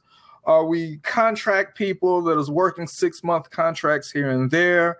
What do you see the majority of the workforce still being at that point? Well, I can't tell the future, but if I could guess, I would say it depends by region and state. Okay. You know, the Southeast region where we are would probably be still 9-to-5ers. Okay. You know, I think that there's going to be a few freelancers, not a few, but there will be many freelancers who are still out here just because of the economy in the Southeast is less expensive, and you can kind of make it on a freelance salary versus a 9-to-5 all the time. But I think just the values that people have grown up with down here in the South of having hard work and having a job and, you know, getting that paycheck, they may still be, you know, 9-to-5 because they're used to getting up and going to that job. Different regions will have different things. The Northeast may have a little bit side hustle where they might do both, 9-to-5 and the freelancing. And then you might have, you know, the more expensive areas out west, like California, who may be doing both also. So it really just depends on my region. I really can't answer fully, but I think that it really depends on where you live at and what's going on politically. Yeah, I mean, and I asked that question because, you know, I think now everyone has had a taste. Anyone excluding, I guess, frontline people that are physically working in locations, still more of the you know, mid-level white collar jobs. Those people are working from home, right? They have that. There's a luxury there, and the people have gotten a taste of that. And even though it's been by force, there's the case that many of those people are working longer hours, even though they're working at home. But there's a certain level of flexibility now that they have been able to experience, you know, even by just getting up and going and grabbing a sandwich and working out of your sweat clothes and things like that they can enjoy now that they may not have experienced before, right? And so one of the things that I've been touting is the fact that professionals, because of technology, they're going to want to enjoy a more flexible work-life balance, right? And so it's just going to be curious to see how that evolves over the years. As things change, or maybe as they stay the same. This post-virus, if there ever will be a post-virus, you know, it'll be just interesting to see how that dynamic, you know, continues to be created, right? Matriculate, I would say. So, what other tips? Do you have any other tips that you have there on your sheet? If so, let's cover those really quickly. And after that, here, I know we're rolling over on time. We did start a little late, but I'm free to hear any other tips that you definitely have. Well, just to go a little bit back to the workforce in the future, I think a lot of those white collar jobs will probably be eliminated. There will be a lot of AI. Like I said, it's the next industrial revolution going on right now. So technology is just going to leverage everything. You know, I love my human resources, but eventually we're going to be phased out. So, you know, it's a great role right now because you need a brain, you need a person to tell the machine what to do. But, you know, think about 20 years from now, it can replicate us. So it won't even need us to do anything. It'll be push a button robot, and the robot's going to just push the button. But I think, you know, my last tip is just basically ask for the job. You know, a lot of people, when they interview, they walk away feeling a certain way, like, oh, did I do well? Did I blow it? Do they like me? And as with any interview, you know, you're going to be nervous because you don't know what to expect. But when you're finished, follow up, ask for the job, send an email. Nobody does thank you letters or thank you emails anymore. So surprise somebody, you know, wait about a week or a couple of days and just still send out a thank you email because nobody really does that anymore. Be original, you know, go ahead and do it and ask for the job. What are the next steps? You know, after the next steps, to tell you the truth, you can kind of feel how you did in the role, you know, in the interview, I mean. So if you ask what the next steps are and they're kind of dilly-dallying and really don't know, then you may kind of get an inkling that either they're not ready to hire right now, or they just don't think you're a good fit. So you kind of walk away knowing what's going on and how you did. But yeah, ask for the job. That's a good point. Thank everybody. So do what you can to feel good coming out of that job interview. I mean, feel fulfilled coming out of that job interview, that you've done everything that you've done everything that you could possible to be able to, secure that job, right? Asking all the questions, and even if it's demanding the job, right? Justin says, I always ask them a silly question so they can remember me. If you were an ice cream, what ice cream would you be? So yeah, that's a good point. That is a good point. Ask something, find some way to stand out beyond the crowd of other interviewees, right? Right. And with that silly ice cream question, they will definitely remember you for asking that question. And you can also gauge their personality. Yeah. You're definitely right about that. Eb, do you have any questions? I would say, first off, great content, because working in corporate America and being in leadership and having to deal with HR, I'm just like, goodness gracious. So I know, believe me, I know. What books would you recommend to people to read? Because even from the HR mind, like, we can sit here and like convey what we may know, but then it's like, they, as a person going in for the interview or the job seeker, what books have you read or would you recommend for everyone to read? Because we have time on our hands now. Like, what can we start utilizing our 10,000 hours towards to gain that knowledge to be ahead in the market? So I'm gonna give you the two shortest books that I've read, and one is called Leadership 101 and the other one's called Attitude 101 by John Maxwell. Yep.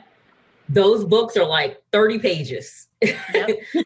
Attitude will definitely help you, no matter where you go, what industry you're in, because I think you mentioned earlier, if they don't particularly care for you, then you won't have any clients, or they don't, they don't want to hire you. So attitude is number one. If you're in a leadership role, you got to learn how to take initiative. Right. You have to learn how to handle pushback. You have to learn how to compose yourself. If you don't like something someone does, take a breath. Woosah. Yeah. It'll be okay. Right. You're dealing with people. You're not dealing with, robots. You're dealing with people who have true emotions. And, if you don't have that empathy to be able to be compassionate in certain situations, then that doesn't make you a great leader. Yeah. Yeah, definitely.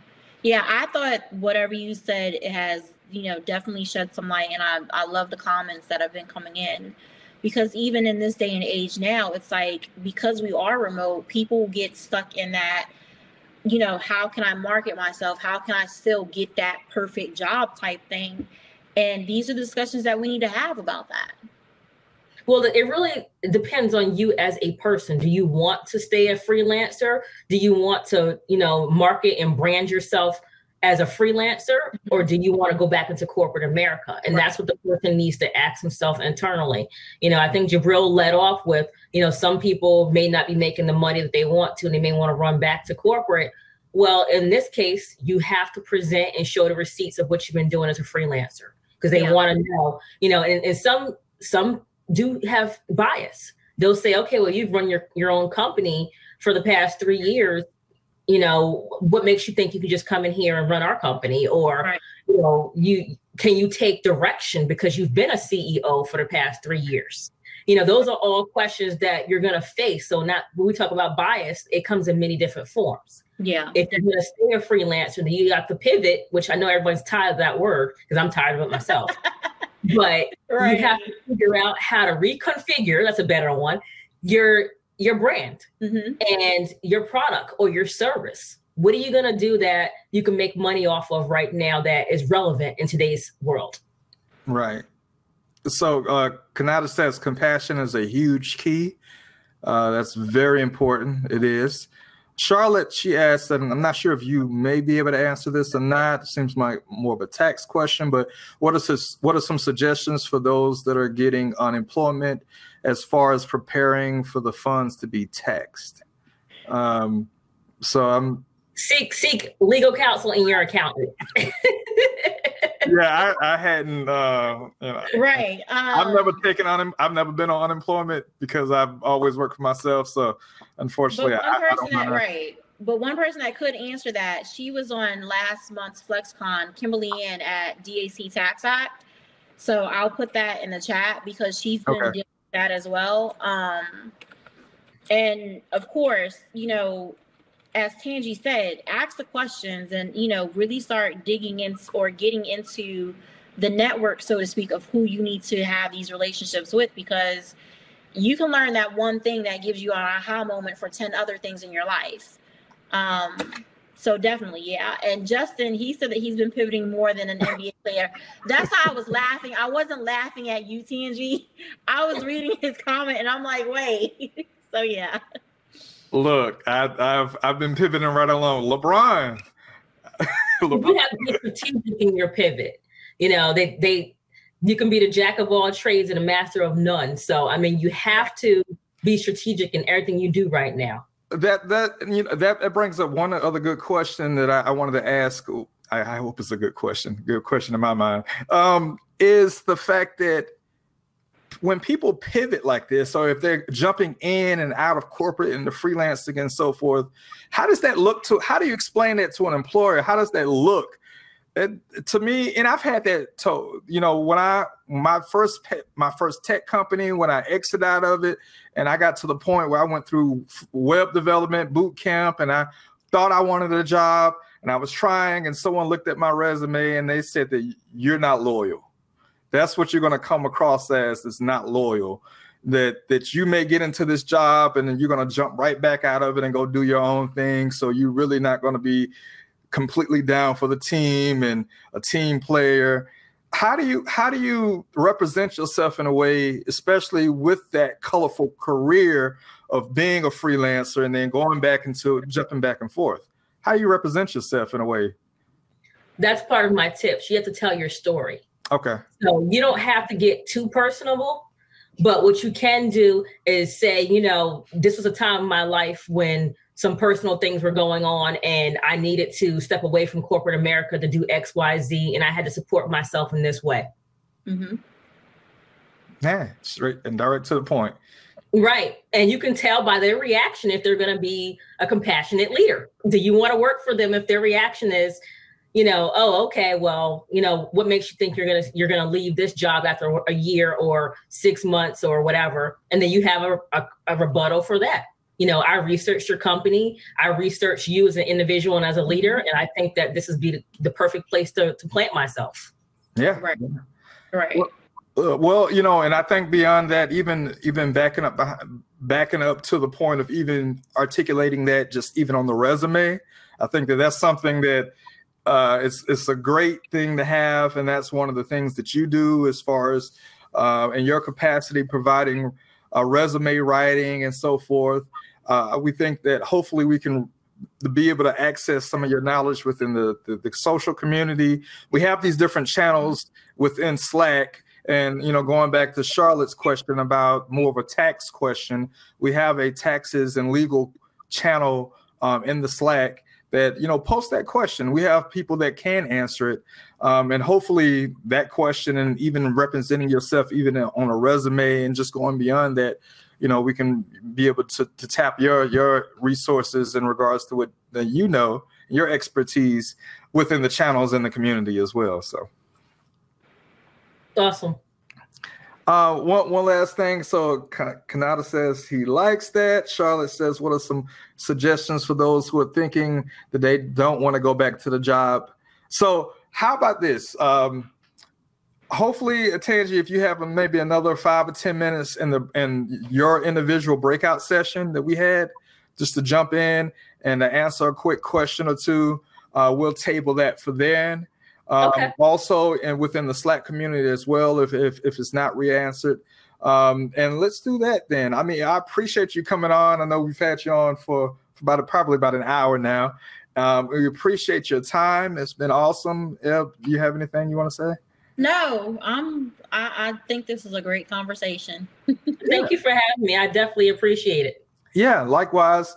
Yeah, and you'll be in you'll be in the session if you want to answer any other few questions. Charlotte, if you want to re-ask that question, you'll actually be able to connect with her on video if you do want to ask that. In the meantime, I appreciate you coming on. Your website, what's that listed in the chat? It's mbdconsultingagency.net. So you're typing that in? Okay. Yeah. And we'll have that listed in the Slack channels as well. It has all of my services from resume writing to career coaching to everything, including a calendar so you can book time with me. Awesome. Thanks a lot, Tangie, for coming on. We really appreciate it. Thank you for having me. Have a good one. Thank you. So, we have 36 minutes left. Well, we don't have to burn through all those. It goes by 30. so fast, like every time. Every time. It goes. Justice says, "Oh, fancy."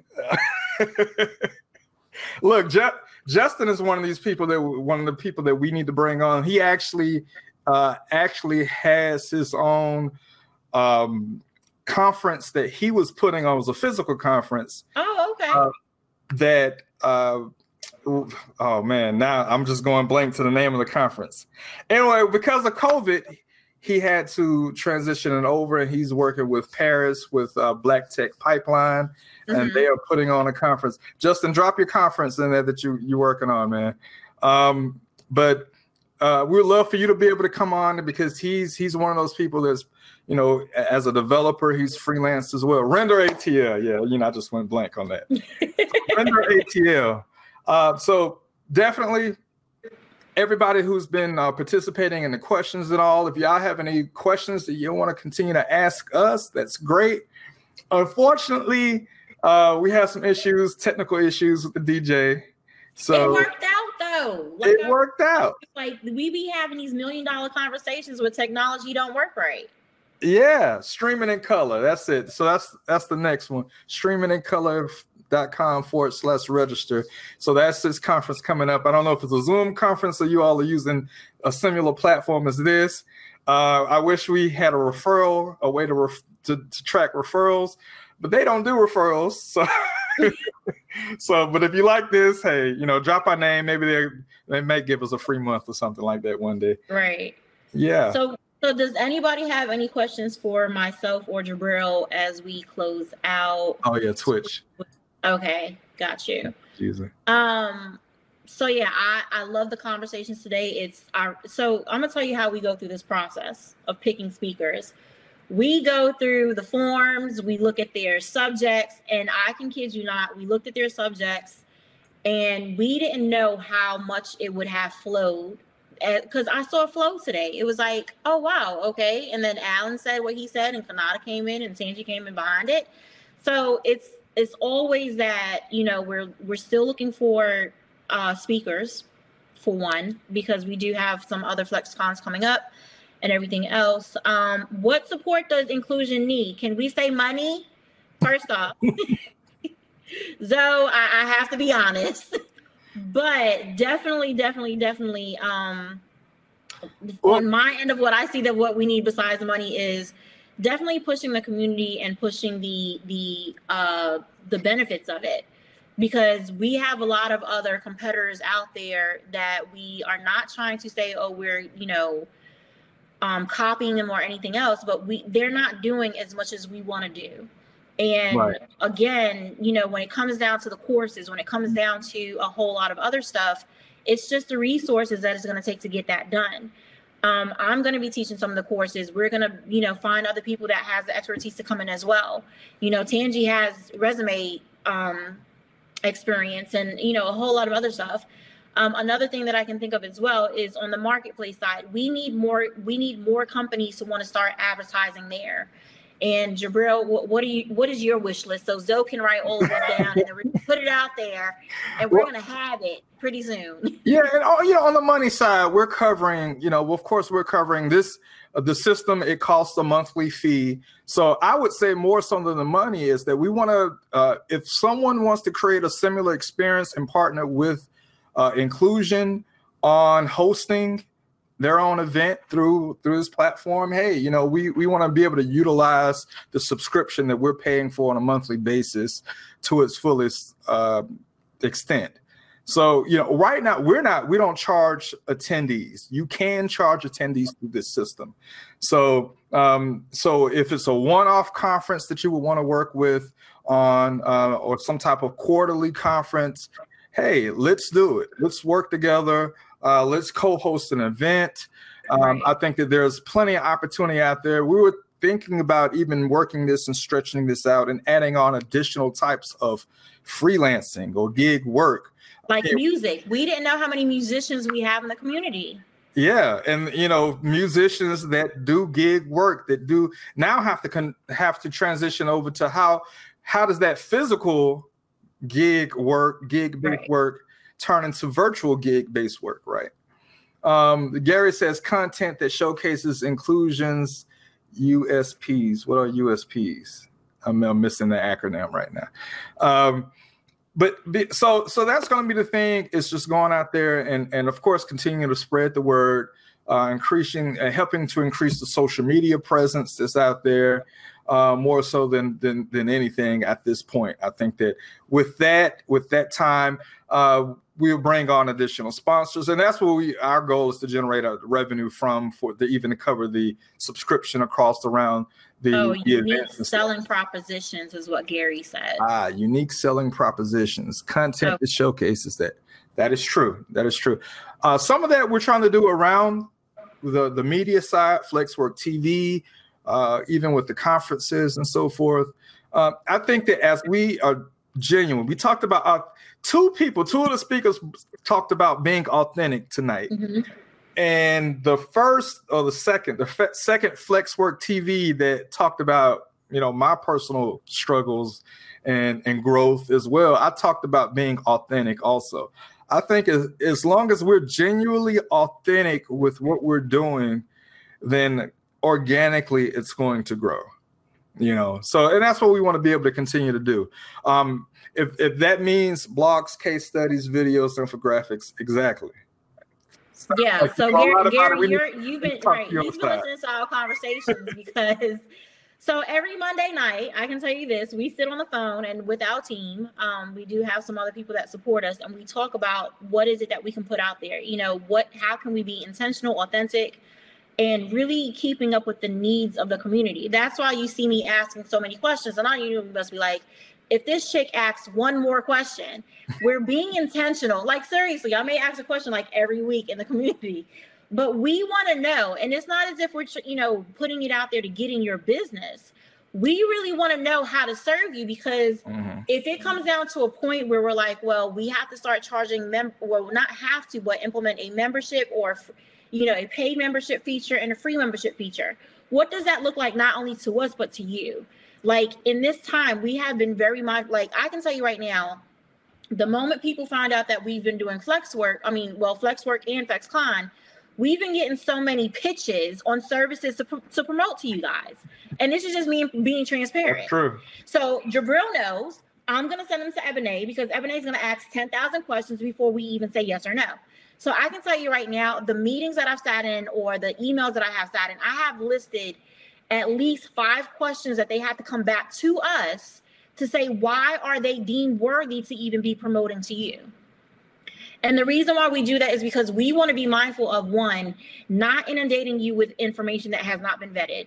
2, not making you feel as if you have to spend money with our partners every time we put something out there. 3, we want to be mindful of your finances right now. That's the reason why we haven't been charging for FlexCon. That's the reason why we haven't rolled out a lot of paid features that we've talked about 3 months ago, because we want to be mindful of that. So a whole lot of stuff of what we bring to the table, we're asking the questions because we want the information from you. We want to know, what is it that you need? What is it that you are wanting to spend more time on? Like Shy, I have to give her a high five. That moment that I put out there, you know, what courses or, you know, information you want, she sent me a whole running sheet, and I saved it on the Google Drive. And I love that, because she was honest and transparent enough to say, hey, this is what I need. And if we can take you from freelancer status or whatever you want to do, like Konata said, not everybody's meant to be a business owner, but technically as a freelancer, you're running your own mini business, whether you realize that or not. And because we've been business owners for years now, even though you have this title as freelancer, we still want to give you the resources and the mindset you need to run your freelance business. Yep. So, if it feels as if we're, trying to get in your business, it's really not that, because Jabril doesn't know this, but I'm going to be like, we're rolling out another survey. I want to know who's a single parent. I want to know where you live, because I want to know that, because we want to intentionally serve you. And it's not that we're throwing programs out there to, stack these numbers and, make us look good on paper. No, it's not that. It's us showing everyone that we want to intentionally serve you. Yeah. Yeah. I echo those thoughts as well. And it's like I said, being genuine and being authentic about the services that we want to be able to provide, because we want to see y'all win. Some of y'all are already winning. So that's the other thing. The people that are winning out there, and I had pointed out to Justin, I don't know you like that, man, but from what I could tell on Twitter, you winning. Right. But everybody's winning for they took 3 hours. I have to say they did. You guys are winning for taking 3 hours out of your day. You could have been doing something else, but you have taken 3 hours out of your day to spend time with us. You had no clue you knew who was going to be speaking, but you could have been like, oh, that's the average Joe Blow from down the street. And True. even though Konata may be, 10 counties from us, but in the same thing with Tangie, we're, with the exception of Alan, third place. See, this is the reason why I can't be serious, because he be putting stuff in the comments. So when Justin comes on, I'll be the one to facilitate his conversation, because it'll be forever, comical. But you have to say that you're winning now, because you took the time out to invest in yourself. That is true. You have to. So everyone's winning in this. We all win in this situation, because you did. You took those 3 hours. You sat here through. It may have been worse on our end. It may not have been that bad on you all's end looking at us, but just sitting through this whole Sunday and just understanding and absorbing the knowledge that our speakers were able to put out there, including ourselves. Right. And we appreciate that. We do. But the people that do feel like that they have an expertise, fill out that speaker form. Go back to flex-con.co, fill out that speaker form, ask to become a speaker, and tell your story. I think that's the other thing that we want to continue to have. We actually got about 3 people that actually signed up today to be speakers, right? So we're going to go back and talk to them and see what month we can get them in on, and then go from there. Yeah, and we do have FlexWorks TV. If you guys haven't seen the second or third episode, we're cranking these out. So if you really, really, really have a topic that you want us to talk about, or if you're a freelancer, business owner, remote worker that wants to, again, showcase yourself in 15 minutes on the conversation is informal. Jabril will sit there and you guys will be on video. And yes, he does blast it to the world. So that's the plus in it, though. Like, we joke about going global, but literally you're on a platform that will take you global. You never know if someone's watching in Canada and they're like, hey, I like who I see. Let me talk to them some more. Or it can be in the UK, whoever. We want to give you these platforms to be able to showcase yourself, and because you have the skills to do so. Mm-hmm. So if you have the skills, show it off. Like, this is going to be your homework for the next 2 weeks. Show off your talent, whether if it's on social media, email, whatever. Show it off. Sounds good. And you're going to have to, you owe us an in-depth conversation to continue what we kind of picked up on. That'll work. That'll work. That'll be the next FlexWork. Yes. So on the next FlexWork TV, we're going to continue this discussion, because Eb was talking about her transition. So Justin, like, real talk, you like Konata, who else is on here? Charlotte, Shy, whoever has homework for me, y'all can raise your hand. Yes, I do homework all the time. All the time. And I'm gonna tell you why. Because that's how I keep you accountable, and that's how you keep me accountable. because I also get homework too out of the homework that I have to give you. So yes, I do give homework. So you owe us a discussion in regards to your transition, and even from a divorcee to someone that is transition out of corporate America. We're gonna leave that for TV this next episode that's coming up. That'll work. Yeah, because so the conversation came up when I started talking about virtual assistants, and Jabril was like, "Wait, hold up." So yeah, it was a lot that I did. Yeah, a lot that I did. Yeah. So I don't know who jumped over into the sessions. If anyone did, but if so, I would assume that Tangie's probably out of there now. What we're gonna do is we're gonna leave one session open, and let me open this up. Let me double click it. I'm gonna leave one session open. We have another 20 minutes left. And so I'm gonna go in really quickly. I'm gonna add in a session, open session. If any of the attendees want to connect by video, we're gonna jump in there, and that way, people can come on to video if you want to. And it's open, maximum 20. We're gonna do this on the fly. Create session. Oh, I didn't put an icon with it. I gotta put an icon with it really quickly. And we're gonna move everything over to that final session. If anyone wants to just come on video and talk, then feel free to do so. This wraps another FlexCon. Yay! I know. So I'm already planning the first year anniversary for FlexCon. Kid you not. April of 2021, it's going to be like the whole month of FlexCon. Oh, April of 2021. A whole month of it. Okay. That was our first one. Yes, it was. So so we're get ready for that. The FlexCon anniversary. Yes. Justin, what are you talking about? How can we get some gear? You talking about inclusion gear? Oh yeah, because I got the shirt on. Oh, okay. I'm like, what is he talking about? Yeah, we need to Thank you, though. We're gonna have to work that out there. I need an inclusion gear shop. I don't have that.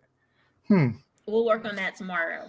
Whoever has a suggestion for on-demand gear where I can create one-offs and sell it, or for can give you a mask with the inclusion logo on it. How about that? I'm gonna make a mask, and we're gonna put the inclusion logo. Did you see the one? Did you watch the Ludacris and Nelly yesterday? The verse. I was in now. So he put a mask on, and the mask had a gold grill on it with a mouth with a gold grill. So that was pretty cool. Oh wow. Okay. MailChimp, we can help you. Who is we? Thank you, Justin. We're going over to the sessions. Bye, y'all.